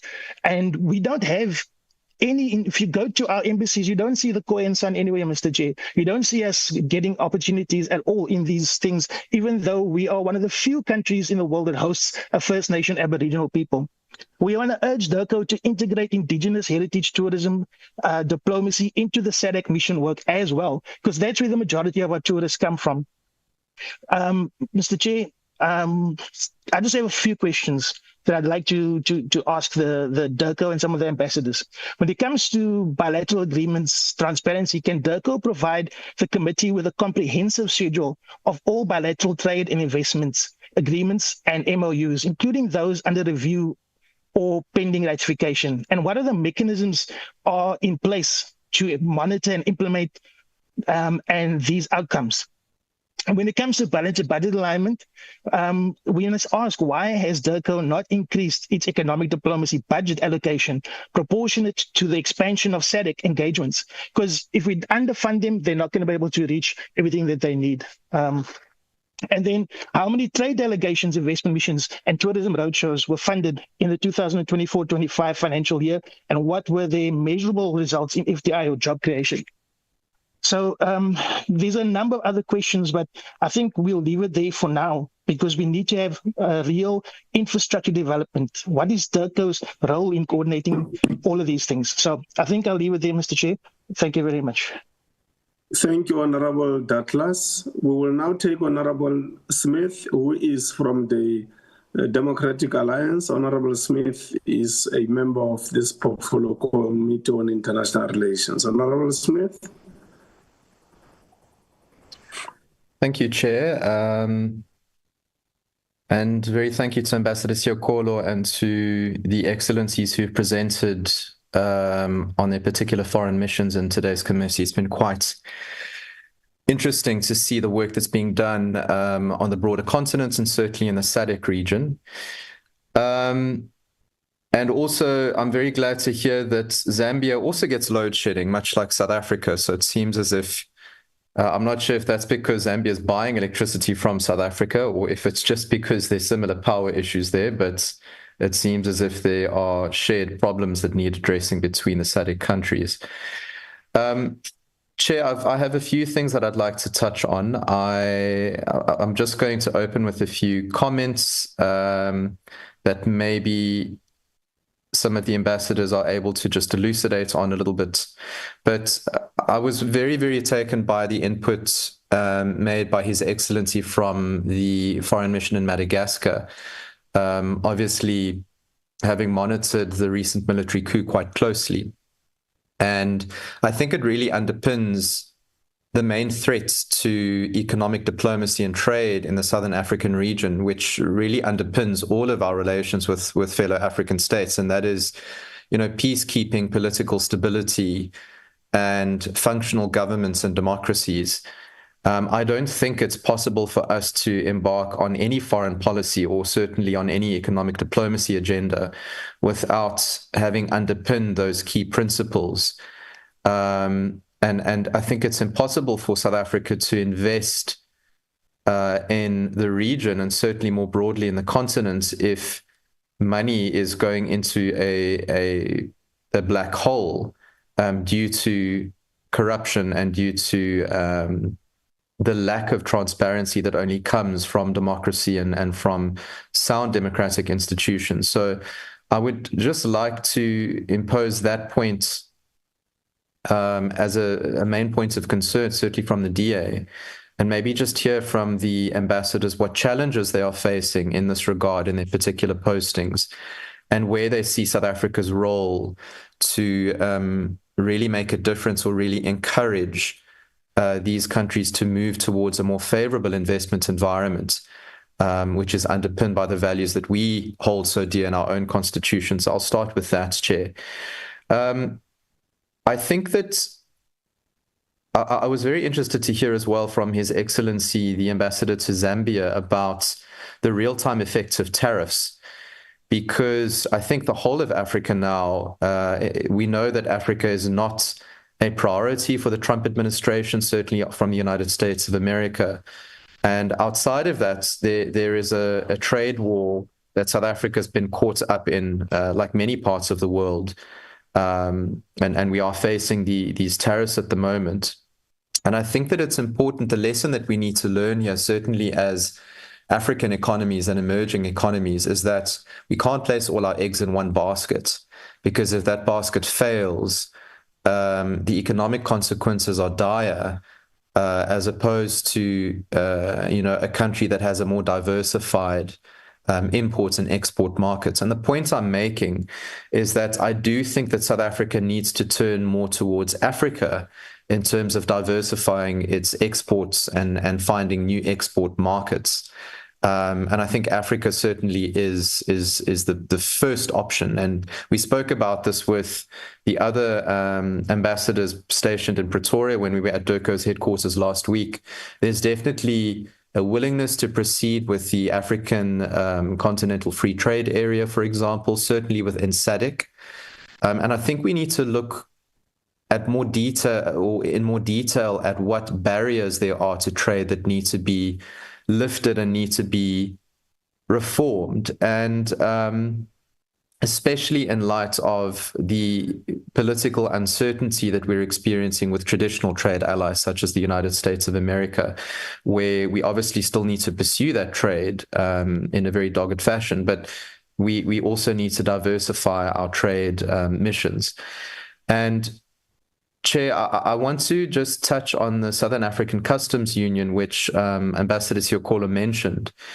I know that National Treasury, from my understanding, is working at reforming the Southern African Customs Union, because as much as it is the world's oldest customs agreement, that does also mean that it's ripe for renewal. It really needs to be revised, especially if you look at the way in which Southern Africa has changed over the last 40 or 50 or potentially even 60 years since this piece of legislation was enacted.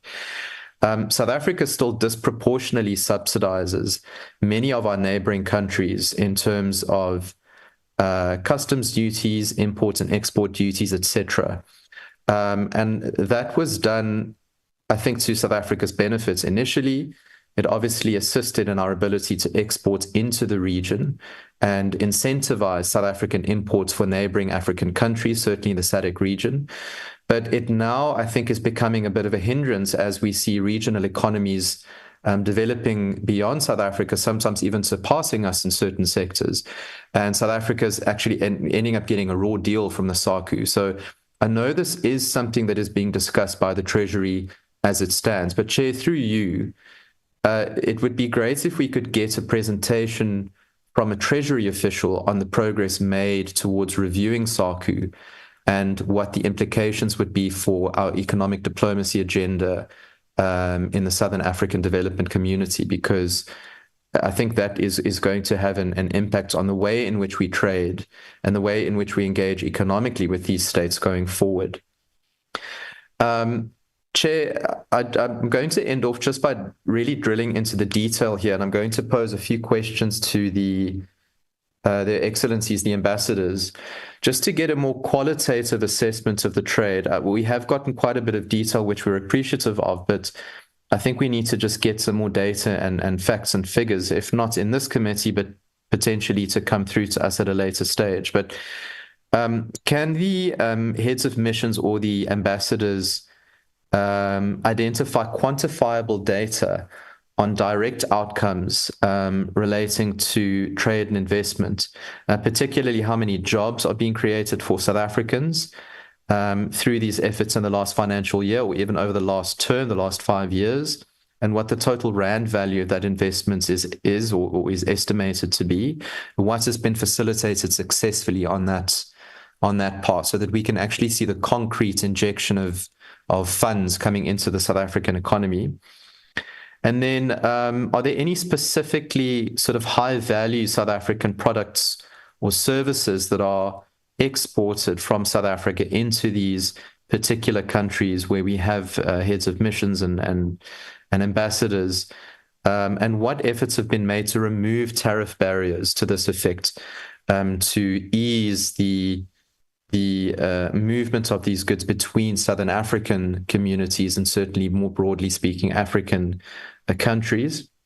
And then obviously, just getting back to SADC, Chair, we know that SADC maintains established protocols on finance and investment and trade. Can the heads of missions please, and the ambassadors even, please just elucidate on which protocols they're actively using to resolve business challenges that have been mentioned? And could you tell this committee where these mechanisms have failed and why, and what they would recommend to DIRCO, or certainly to this committee, to make trade easier? Where are the pressure points? Where are the bottlenecks? And what would you recommend DIRCO looks at? For example, the Southern African Customs Union, if it is an impediment, for us to resolve. Are there any pieces of legislation that this committee should be privy to that need to be reviewed, that need to come back to Parliament, for example, for to be updated? Are there any particular pieces of legislation within DTIC, for example, or even barriers to investment through Home Affairs, or Home Affairs' relationship with the relevant countries in question, where we can have a more sort of solutions-oriented approach from South Africa's side? We know that trade and investments and economic diplomacy encompasses a variety of ministries and departments in South Africa's side. I know that countries like Namibia have done it a bit more streamlined, where DTIC and DIRCO are actually the same ministry. But obviously on South Africa's side, we have a little bit more diversified, I would say even bloated cabinets in that regard, where we don't need them to be so separate, but they are. It would be good if we could get some input from the ambassadors, their feedback on hindrances and barriers to trade, and where parliaments in this committee can summon those relevant officials or those pieces of legislation back to Parliament to be reviewed. Thank you, Chair. Thank you very much, Honorable Smith. Ndate Mruti. Lebabalo, I hope you guys, if you can just note the proposal on Treasury, SACU, and what we need to do, which came from Honorable Smith. Honorable Misha?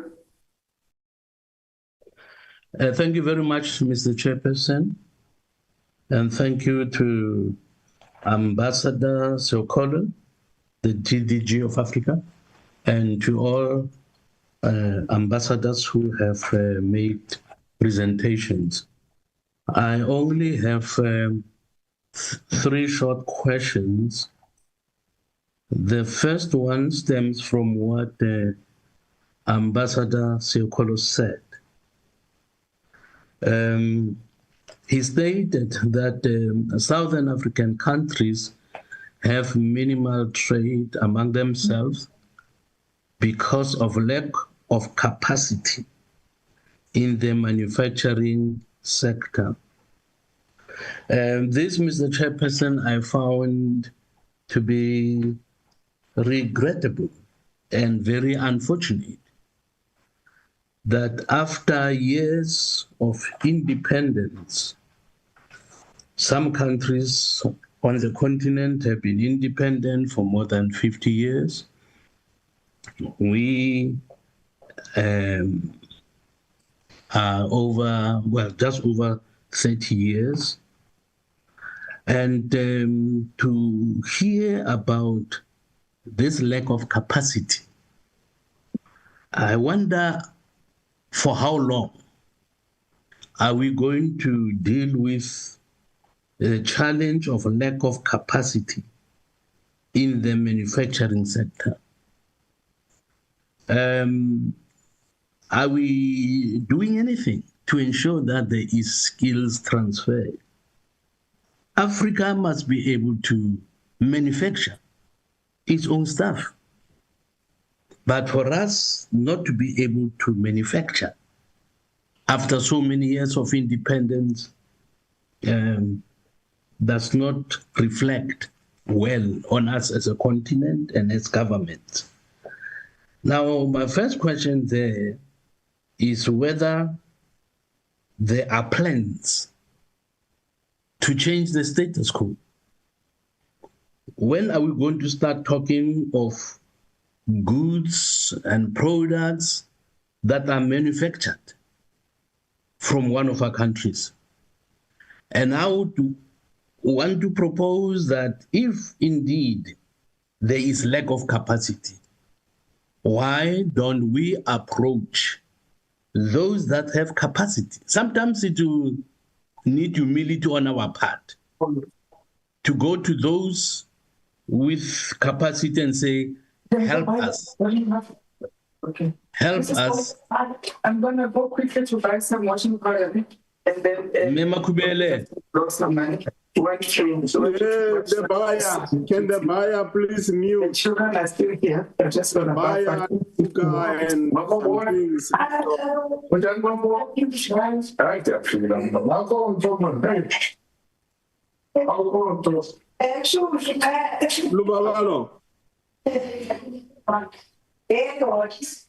Luba, are you able to intervene here?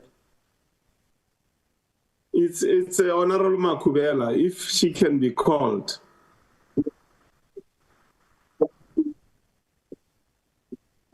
Okay, proceed, Ntate Moruti.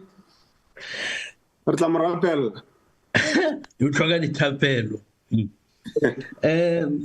So I was asking the question, this thing bothers me, that for how long are we going to lack capacity?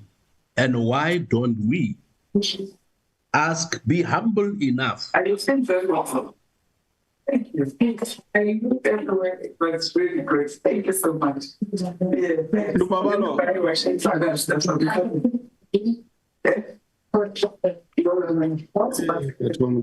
Is there no one who can get hold of Honorable Makubela?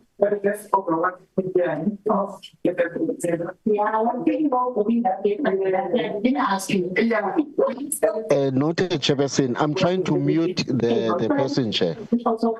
Yes.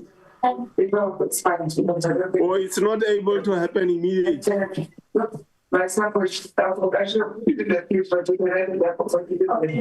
The meeting cannot happen immediately.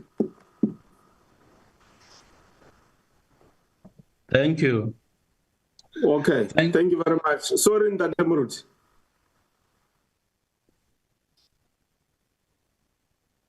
Thank you, Chairperson.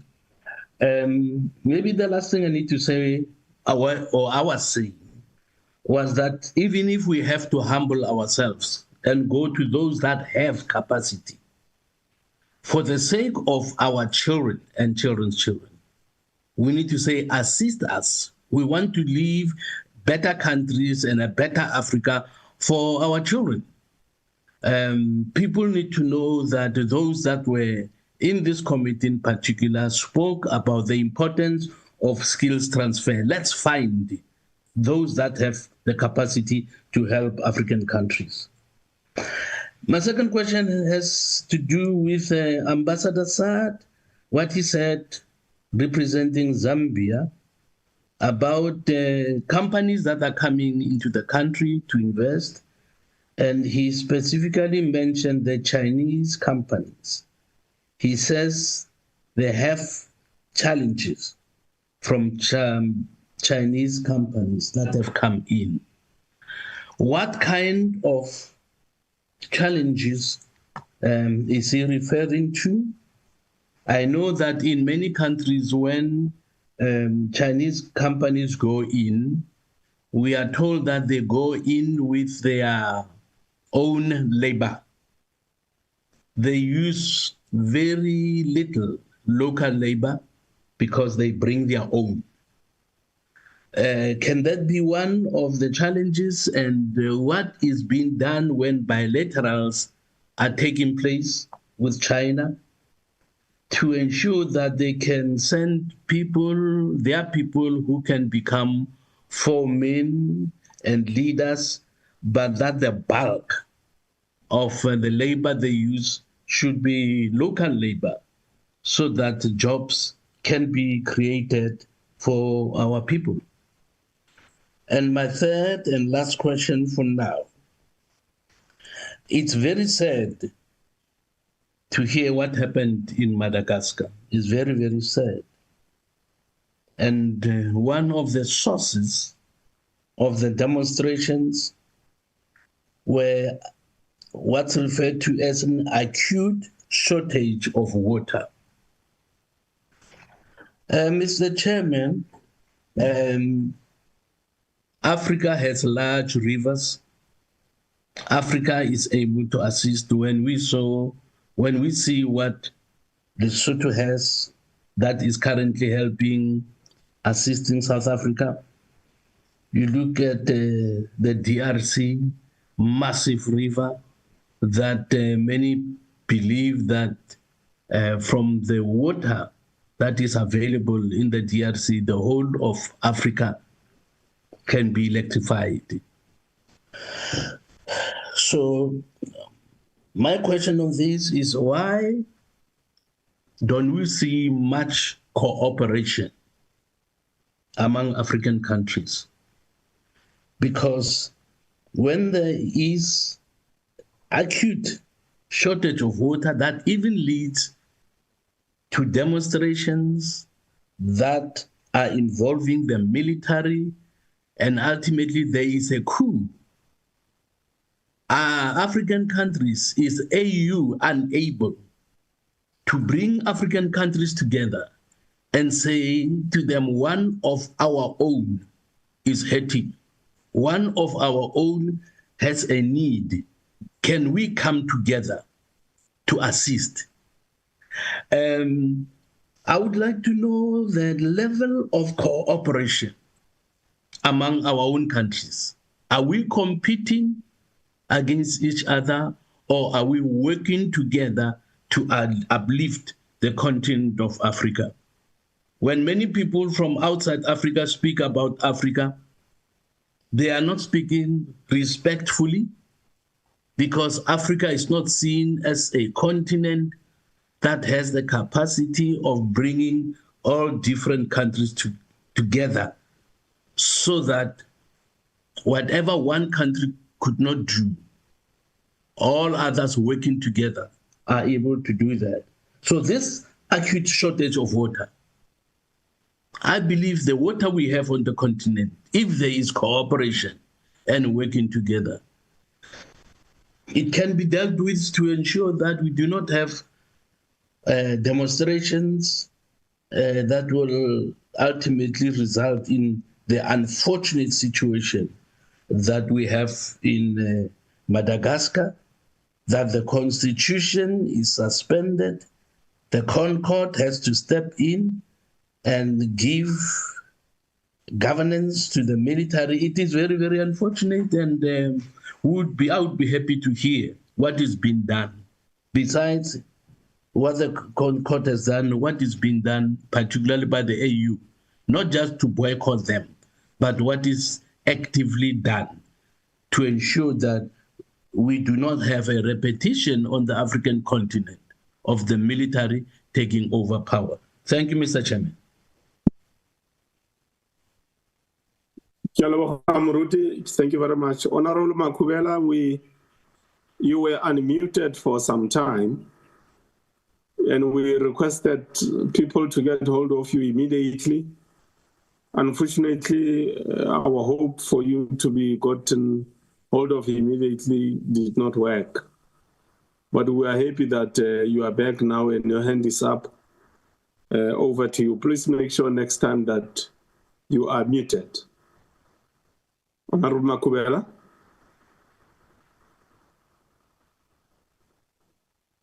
Honorable Chairperson, I profusely apologize. It's not the decorum of the House and our meetings. I apologize for being unmuted.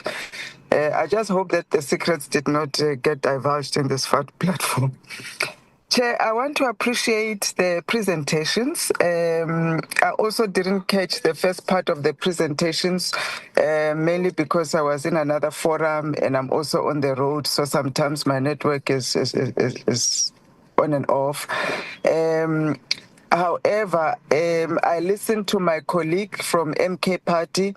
He did cover, I think, a large aspect, almost everything that as a party we would like to understand from our excellencies who presented and from DECO themselves, particularly regarding the bilaterals and the state of the economic diplomacy, and getting some real stats on really the impact that all these agreements are having on ordinary South Africans in terms of participating in this Africa trade and more especially in the SADC region. My question, one or two members may have covered it, maybe when I was out, I'm not sure, Chair, but it's around the presentation that was given by Her Excellency from Botswana, even though it was not so audible. But it is said to sit as an African and listen to what Her Excellency presented to this forum and to the, by extension, the public of South Africa. Botswana gained its independence decades ago. And for them to sit and tell us that they could not celebrate their independence because the country has no money, whether it's broke or bankrupt, I don't know the technicalities of the situation they are facing. Chairperson, this is a crisis that should be concerning us. Botswana is sitting without medication. Basically, Botswana is on the brink of catastrophe when you listen to what Excellency has presented. Their main source of income has really yielded no fruit, and it has lost value, or it has been interfered with externally for it to collapse to where it is. What is our response as DECO, as South Africa, as this committee, in listening to that presentation? And we listen also to Madagascar and a couple of them. You hear the underlying pattern of a crisis in our region. And yes, we want to do trade, we want to enhance it, enable it, but if we are not able to address this crisis that is happening in the region and be able to act and assist some of these countries, you know, as South Africa and perhaps as a region ourselves, how are we expecting trade really to pick up? Who is going to invest in this region that is not showing the potential, or not even, maybe potential is there, but it is not attractive at the moment as an investment destination. Where is the money to plug into these agreements to do manufacturing going to come from? With the kind of crisis that has largely been self-inflicted by whether it's political leadership or even Africans themselves investing in themselves and finding our own solutions. But it's not a picture, I think, that is that we can be proud of, you know, as a region. So I sum up my question to DECO. What is our response, especially to the crisis of Botswana, our neighbor, to enable them and to assist in the situation where they find themselves so that trade can become that sweetener that brings back that return on our investments, But to focus on trade in a state where somebody is basically making a plea saying, I've collapsed, I can't heal my own, I can't feed my own, I can't even have a celebration. It's a somber moment, well, at least for me, and it should be for us who are Pan-Africanists at heart, who really believe in the prosperity of Africa, and how do we assist and alleviate this embarrassment that affects us all? Because if we don't draw lessons from this, it's only a matter of time. When South Africa, in our own crisis, we are heading in that direction. If we are not drawing lessons and pausing to understand what has collapsed all these other African economies up until now, and we keep talking about all these regional cooperations, these bilaterals that are here, but are they practical as we are as Africans right now? Is it really practical? Or are they nice to haves? Are we dreaming at the moment? Are we addressing the root causes of why are we not trading? Do we have the means to trade with one another? Whereas is the skills to take our resources, convert them into, or monetize them, convert them into products and goods and all of that we've failed over the years. Are we really having another talk shows like our predecessors? We're going to leave the next batch in the next 5 years. We'll have the same discussions. What practical steps, maybe DECO in their experience, they can also guide us and say, this is what you should be focusing on. This is what we could do to ensure that we live here with some practical, tangible outcomes out of these very important discussions. Thank you, Chairperson. Once again, I apologize for the unmuting. Thank you. Apology accepted, Honorable Makubela. Honorable Muela.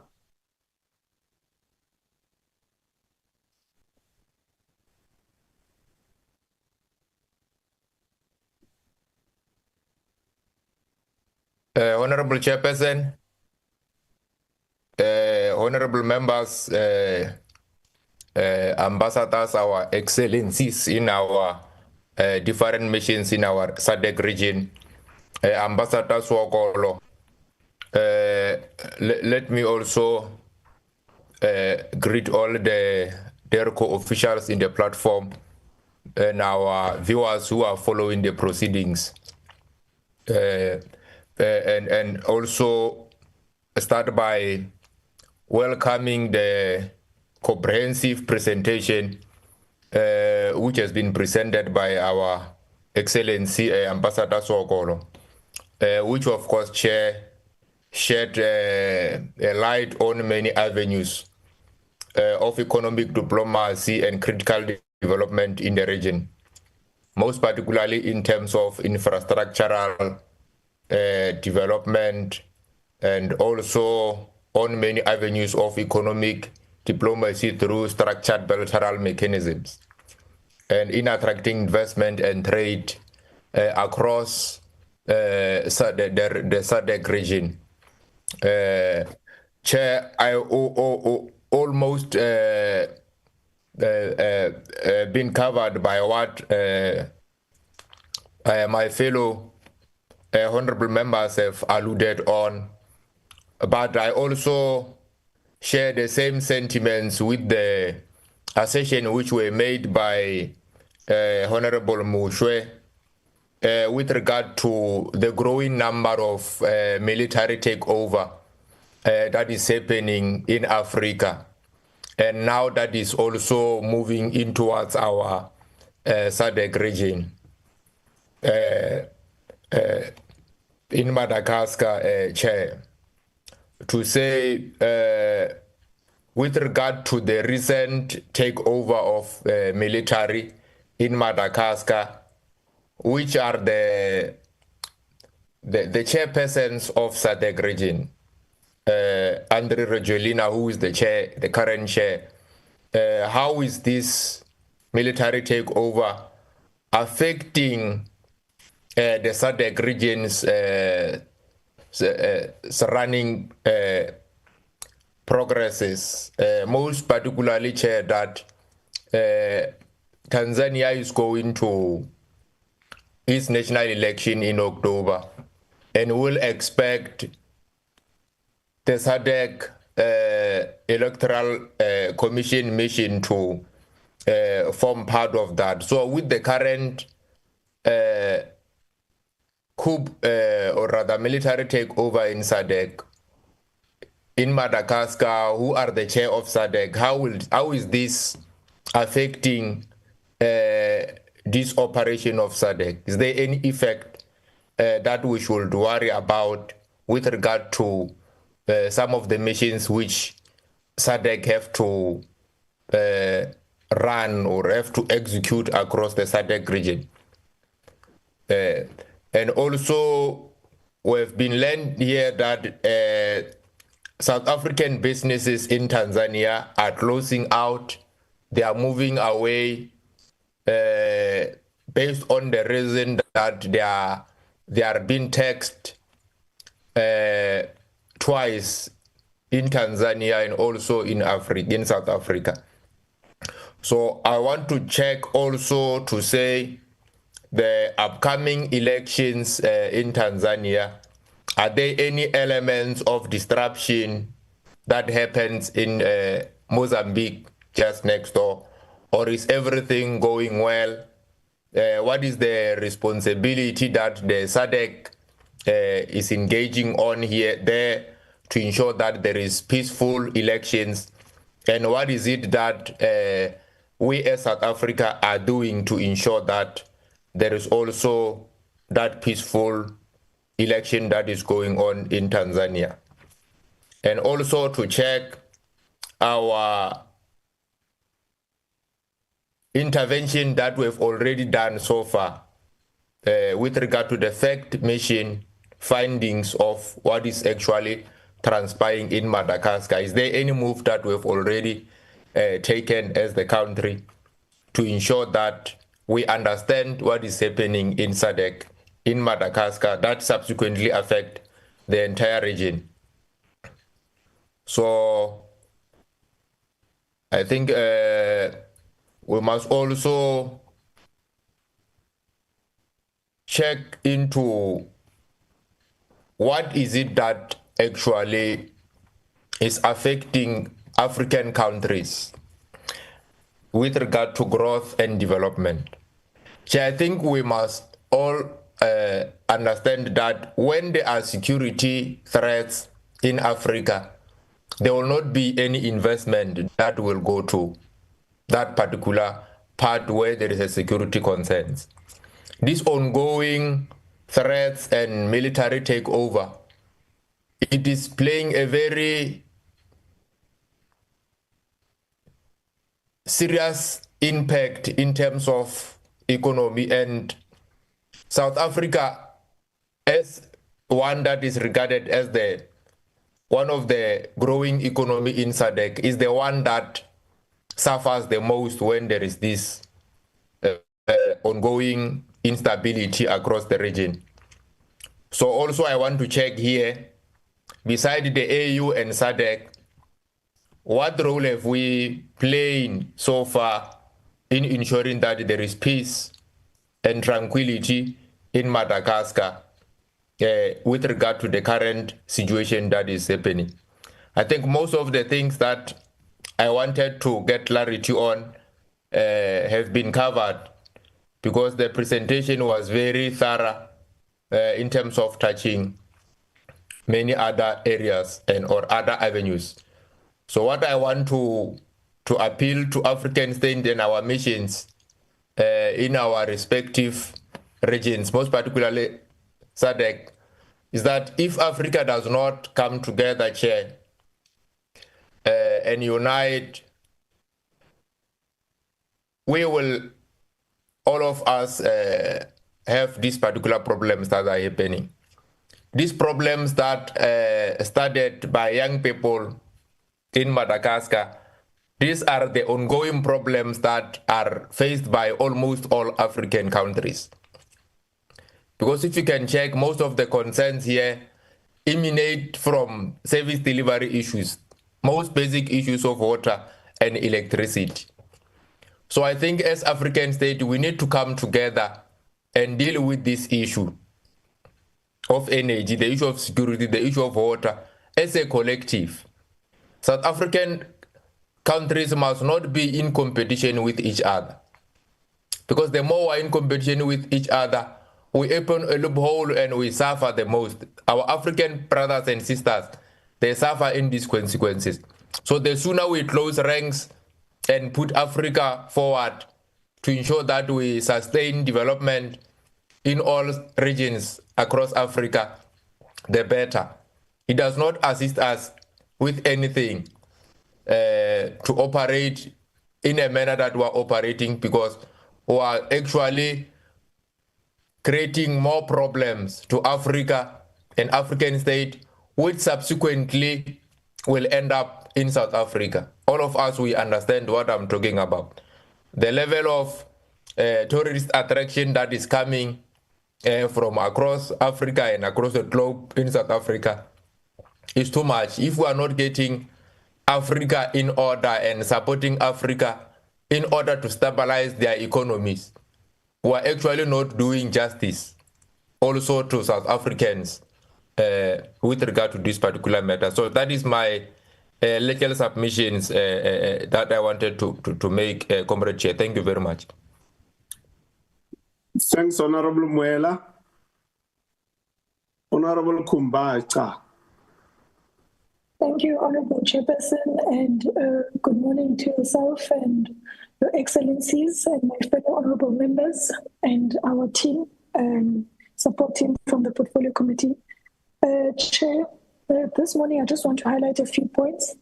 As members of Parliament, we recognize the pivotal role that South Africa continues to play in advancing regional infrastructure and integration within SADC and our broader continent. I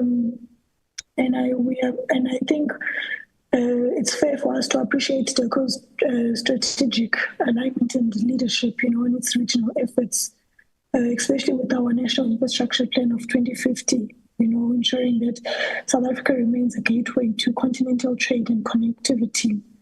However, Chair, it is crucial that we also assess how these initiatives are translating into tangible outcomes, not only for the region, but for South Africans themselves.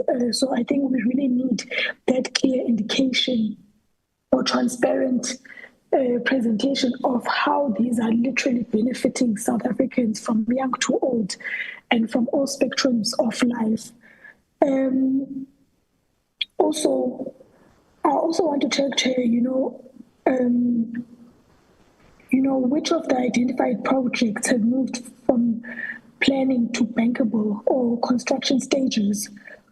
For example, what is the current status of the Lesotho Highlands Water Project Phase 2, and the Big Bridge Border Post modernization? I think we need to know those stages of progress when it comes to such. Also, Chair, I think, development finance institutions such as the DBSA and IDC have extended their mandates beyond our borders to support regional initiatives. I know we commend this effort, but as Parliament, we must ensure that these financial commitments deliver, measurable economic returns and job creation, and industrial benefits domestically. So I think our missions also need to be clear on that, especially when they also present to us.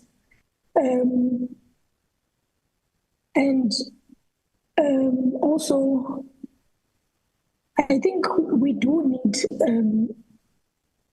DECO to consider establishing a regional coordination cluster, for example, like a SADC infrastructure task team, that's linking our missions with DBSA, IDC, Transnix, etc., so that there's greater alignment and information sharing in that regard. And also, I also want to check if our missions are adequately resourced with economic attaches, for example, to monitor and support these projects on the ground. And I think, Chair, we also need to strengthen our security cooperation, like I said last week, when we met even with our excellencies from our various missions, that we need to enhance our intelligence. Our mission need to enhance our intelligence and policy coordination on various fronts, for example, the Mozambique and DRC crisis. And also, I think we need to be very clear and very deliberate on leveraging on the SADC industrialization strategy. We need to ensure that it's effective and it's not just something on paper, Chair. And then also, I think we really need to leverage it on the SADC industrialization strategy and the roadmap too. And then also, Chair, I think I just have two last points. I think, the situation in Cabo Delgado, Mozambique, continues to be a concern. I just wanted to check how the government of Mozambique, has the government of Mozambique engaged with South Africa and SADC in terms of ensuring that the situation does not deteriorate further. And I think we also need to we need to find a way on how we communicate better the benefits of our regional infrastructure projects to South Africa and how they contribute to our domestic growth and jobs too. And I think DIRCO needs to establish a dashboard, of the regional projects highlighting South Africa's investments and the outcomes, and so that it also informs our parliament oversight work. And, it does improve transparency in essence. So I think all of these, Chair, they just need to be better aligned, or like I said, we need a dashboard of some sort so that these matters are clearly highlighted, and we can measure also the progress and the outcomes as the portfolio committee, and also check how the gaps or any deficiencies can be improved. That's it from my side, Chair. Thank you. Thank you, Honorable Member on this way, Matanda, or not Matanda. I'm sorry to call you Matanda. There is Andisa Matanda. You are Andiswe Kumbata. I'm sorry, Honorable Member. No problem. Yes. And that is Ogolo. I'll now give over to you to clarify where you think clarity is needed. That is Ogolo. Thank you, Honorable Chairperson and Honorable Members. A lot of issues have been raised and highlighted. Quite a number of them are advices that the committee is providing to us. We also appreciate that this is the first time we, as you said, Honorable Chairperson, that the committee is meeting with the department to look at regional issues. So I will respond generally to some. We have noted all the issues raised by the committee. They will enhance our execution, and will also they will also guide us to ensure that as we report to the committee, as well as in terms of the annual plan, what kind of information we should focus on. There are two ways in which I propose we respond to the questions raised. One way is, how does South Africa respond in its national capacity? And the other one is, how should the regional organization SADC respond to the challenges that are facing the region, which is our region? Let me pick up on the issue of Madagascar, which Honorable Member Mwela raised. There are ongoing discussions, indeed, following the change of government in Madagascar and the transitional government that is in place. Discussions are ongoing between the Executive Secretary of SADC and the leadership of SADC as to how to deal with this situation in order to ensure that there's business continuity with regard to the activities of SADC and its leadership. I'm quite confident that in the coming days, there will be an announcement as to how SADC is dealing with this matter. Safe to say that yes, Madagascar was elected as the chair of SADC in August, South Africa as the incoming chair and the deputy chair. And so discussions are taking place in that context as to what should then happen. And the matter is receiving attention between SADC, Secretariat, and South Africa and other relevant role players. The intention is to ensure that there's no disruption in the activities of SADC. There is an organ, the organ tracker on peace and security, democracy and security, the organ tracker, which is led by Malawi. That organ tracker, it's a tracker because it's led by Malawi. The incoming chair is Eswatini and the outgoing chair is Tanzania. That's the leadership of the organ tracker, which is mandated by the treaty to deal with all peace and security issues in the region. They met already, took a decision to send a technical mission to Madagascar, supported by the Secretariat, to engage all the role players and to report back to the organ by the end of this month. We expect that the organ will meet again and that in the immediate foreseeable future, the SADC summit, the extraordinary summit, may have to be convened to receive the report to deal with two issues, a report on the developments in Madagascar, as well as to confirm interim leadership or leadership arrangement of SADC. So the situation is receiving attention, and as you may also have followed in the public announcements, the AU Peace and Security Council also met to look at the situation in Madagascar. The Honorable Kumbaka raised quite a number of issues, and also some of them were also raised, in fact, by Honorable Smith. It's really around how do we move to the qualitative part of, or the impact of the investments onto the region and the continent, jobs created, both there and how, because in the Africa branch or in this department on the Africa side, we are also supporting our companies on their expansion regarding their expansion to the African continent. But we do expect that they will repatriate their profits back to South Africa so that they can contribute towards economic development in our country.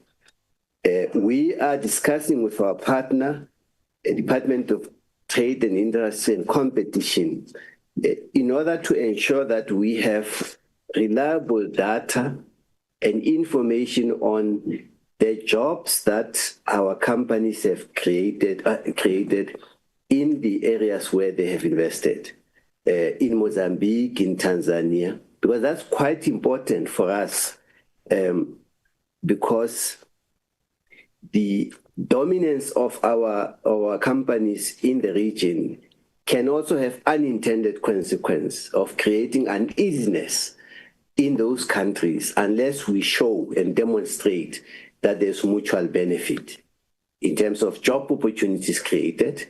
But another concern which was raised by them is that they also do want South African companies to empower other companies. For example, in Namibia and Botswana, they've raised the issue around them developing infant industry in the agricultural sector so that they are able to produce food that they can sell as well, that not everything should come from South Africa. So we are working with DTIC, and what we are doing is also to encourage the formation or establishment of the South Africa Botswana Business Forum, South Africa Namibia Business Council, so that that business council can help with information that we are seeking for, so that we can bring it to the fore on the impact of some of these interventions by us. Honorable members, as I said, infrastructure is an area, it's a strategic priority for us, both in the region, because at the heart of the regional integration is the extent to which the roads are connecting.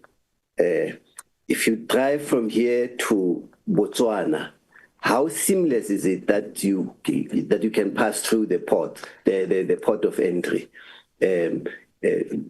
Honorable members, you have seen that the Department of Home Affairs announced, I think, 6 ports of entry to be designated as one-stop border posts.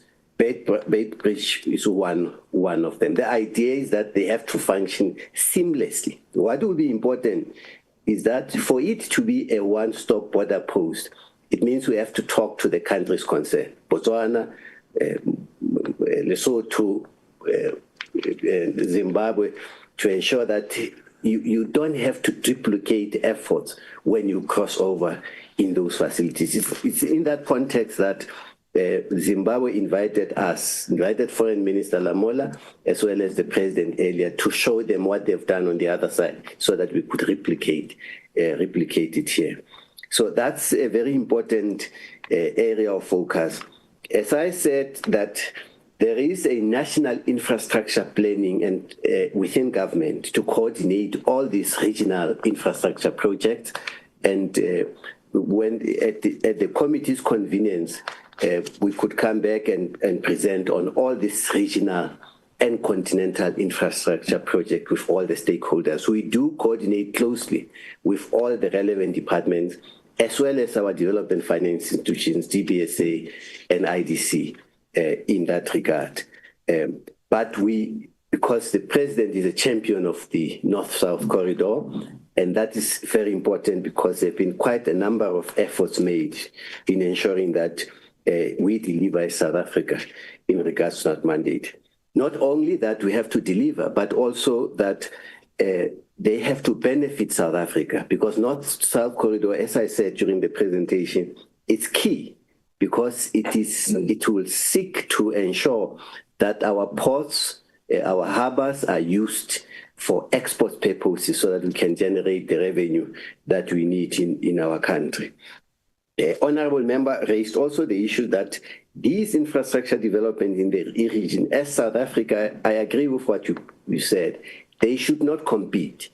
The Lobito corridor should not be a competition with any other corridor, but they should complement one another. That's what we will guard against, so that you don't have a situation where the business that used to come to South Africa from the DRC is now diverted either to Tanzania or to the Lobito port in Angola.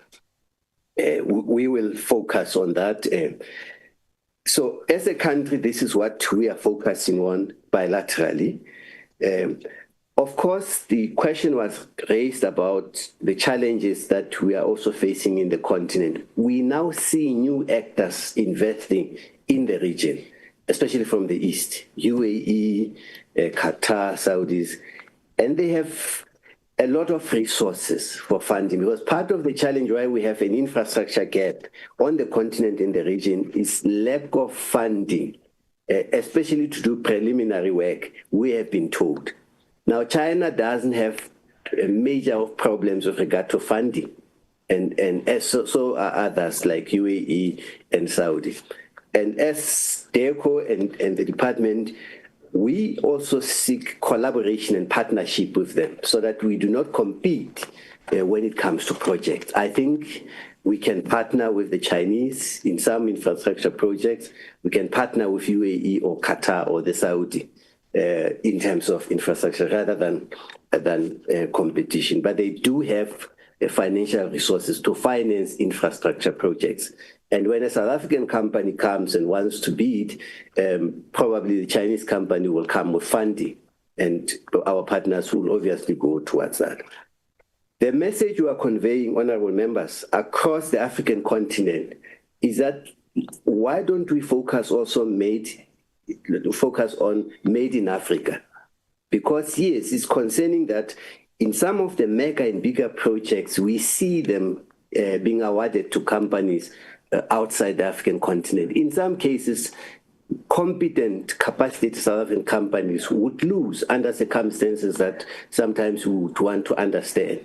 But we are engaging with them so that we prioritize Africa, that we use South African companies and financing from South Africa, but also financing from other institutions, which include the African Development Bank, as well as from other partners outside. So discussions are ongoing, and as you may have followed, even in the context of the upcoming G20 summit, it's an issue that would be of priority about financing on the African continent, because as you had in the past, it's financing projects in Africa is more expensive than getting loans for projects in the developed countries, which is unfair. And these are issues which have been consistently raised. Honorable Smith also raised the issue of tariffs and non-tariffs, high tariffs. With the SADC Free Trade Protocol, the AfCFTA, we see these instruments as clearing the way. What we need to attend to now, which we are discussing with our partners, even in our immediate region, is non-tariff barriers, which is an issue of concern. Because you can use these non-tariff barriers to, in a way that even SADC Free Trade Protocol doesn't allow, including even SACU. We've had one or two instances, and we are frankly raising these issues with our partners, that if there are concerns, for example, about South Africa's dominance in their market, using non-tariff barriers is not the most diplomatically preferred option. I think we need to talk bilaterally, and we are doing that. That's why the binational commissions and JCC are very strategic, because we raise issues bilaterally in the secure environment and transparently as well, directly about what their concerns are and what our concerns are. It's an ongoing process in that regard. Honorable Wesley Douglas raised a very important subject, which is very close to us, about how we can use heritage to support economic development. We have in South Africa, I think, 13 heritage sites which are now listed in UNESCO's World Heritage List, 13. And what UNESCO is also encouraging and promoting, even the Africans in UNESCO are saying, is that these heritage sites have to be used to support economic development. And the point you are raised is quite valid. How can we use the cradle of mankind heritage site not only to show our civilization, but also to attract tourists for development, so that Gauteng can benefit and the communities can benefit from the inscription of that site. We also have many other sites, the Fredo Photo in Paris, for example. And now recently we have had the Nelson Mandela site, which has been inscribed by UNESCO as a Cyril site, as a site of memory, which is a new category that UNESCO has adopted. How do we ensure that these Nelson Mandela sites also are used as touristic sites? So this is an issue that we work in partnership with the Department of Sports, Arts and Culture, Tourism, and encourage them to take that into further. The capacity and resources is a challenge, as you raised. It's a challenge which you have raised. The budget has been depleted. We understand that the Department of Trade and Industry is now looking at how to deploy in some missions their foreign economic reps. In it will help because our ambassadors in the work that they do, they also do need that special dedicated capacity working side by side with our diplomats from DECO in the mission. So we understand there's work that DTI is doing to ensure that in strategic missions, they will then deploy specialists from the Department of Trade and Industry to work under the leadership of our ambassadors to take forward the economic diplomacy program. The increasing the region's productive capacity, Honorable Measure, is an issue that is well known. Beneficiating the raw minerals that we are exporting in our region and on the continent is an issue of priority that we have to attend to. And it's an issue that is both on the national and regional agenda. What, as South Africa nationally, we will also seek to do is to engage SADC, which is our body, regional body, around a need for it to play a catalytic role to support member states to build more capacity, mobilize resources for economic projects also to take off. And Honorable Member Kumbaka raised the issue of SADC industrialization strategy. The strategy is now the impact of the strategy is now being assessed, and SADC is seized with all this matter. We think and believe as South Africa that it's about time that SADC increases and enhances its capacity to support member states. That's why we have this community. And at the heart of its program, its infrastructure backlog, its industrialization, in order to also increase the region's productive capacity. At the moment, South Africa is the one that is leading in terms of productive capacity, but we would want all the countries to do the same. That is why we supported the identification of SADC's what is called the regional value chains, which are targeted sectors spread amongst countries in the region, so that they can develop, and each region in SADC can be each country can have a competitive advantage. Botswana, I must say that with what is happening in Botswana, we, as I said, from the 24th to the 27th of Botswana, the binational commission will convene in Gaborone, led by our president. We're looking at all the committees having a discussion and exchanges with our counterparts in Botswana around how we can work together to address common challenges we are both facing. And we are looking forward to that. We have already had the first meeting of senior officials last month, and we will be going to Gaborone. We have already deployed the African Renaissance Fund to engage with Botswana as to how South Africa could be assisted, particularly around the challenges they're facing in the medicines. We have also dispatched the African Renaissance Fund to also visit Lesotho. They are finalizing their report and making the necessary recommendations as to how South Africa could respond in Lesotho, particularly after the U.S. cancellation of its development assistance to Lesotho. And we're looking at its impact, particularly in the areas of health, which was one of the flagship projects in Lesotho. Chairperson, a lot of questions which were raised are those that we have noted, and we will follow up with them. But I can assure the committee that we are looking at the impact side of the work we do. Jobs created.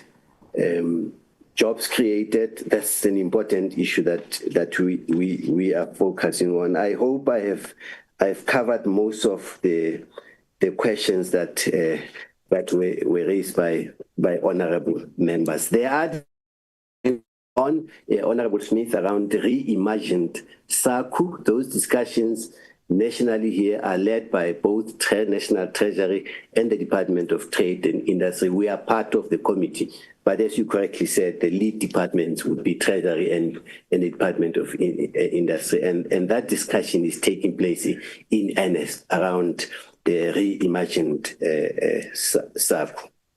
Thank you, honorable members. I have responded to some extent to also questions which were directed to our excellencies, ambassadors. Thanks. DDG, thank you very much. Ambassador Sokolo, thank you very much for the manner in which you dealt with the matters that have been raised here today. I also want to thank the excellencies who responded when the portfolio committee working through DERCO requested them to come to this inaugural type of holding the executive accountable. We will sustain it going forward as the portfolio committee. As I've said, we will deal with all the regions in Africa. Globally, also next year, that was going to be the approach of the portfolio committee going forward. So we want to thank you for doing that, and some of the inputs that were added, Dr. Sokolo, if they can be sent to our office through Lubabalo, who is the administrator of the portfolio committee. The DG was with us earlier on, DG Dango. He did submit an apology because he has to go and attend to the G20 matters as the Sherpa of the G20. We also want to thank the honorable members for attending the meeting and making sure that, as always, we are robust in our approach. Thank the staff of the portfolio committee from the department. We also want to thank you. Your Excellencies, we know the difficulties that you face having moved from South Africa to go and execute the mission on our behalf in those respective countries where you are. Despite the difficulties that you are facing, you continue to remain positive to pursue the agenda of making sure that you carry the flag of South Africa. I know you decided to focus on the positives, even though there may be challenges. That's maturity in as far as leadership from your side is concerned, and we appreciate that. South Africans who are following the proceedings of this portfolio committee today on all the channels that have been provided by Parliament, we thank you for making time to follow the proceedings of the portfolio committee. It goes a long way in making sure that you also understand how we work as the portfolio committee with the Department of International Relations and Cooperation. Honorable members, you will receive details, updates in as far as our possible going to Brussels is concerned. Those updates will come from Lubabalo to yourselves. I am in touch with all the relevant offices to make sure that this matter is finalized as quickly as possible so that members can prepare themselves. There's a sitting today at 3 o'clock. Members are invited to make sure that they log in, those who are in Cape Town. Good luck in your good hope. This is how we come to the end of the meeting here today, honorable members, and the meeting is now officially closed. Thank you very much. Enjoy your day. Good afternoon. Tsamayan sentle, hambani kahle, moilo. Siyabule. Enkosi.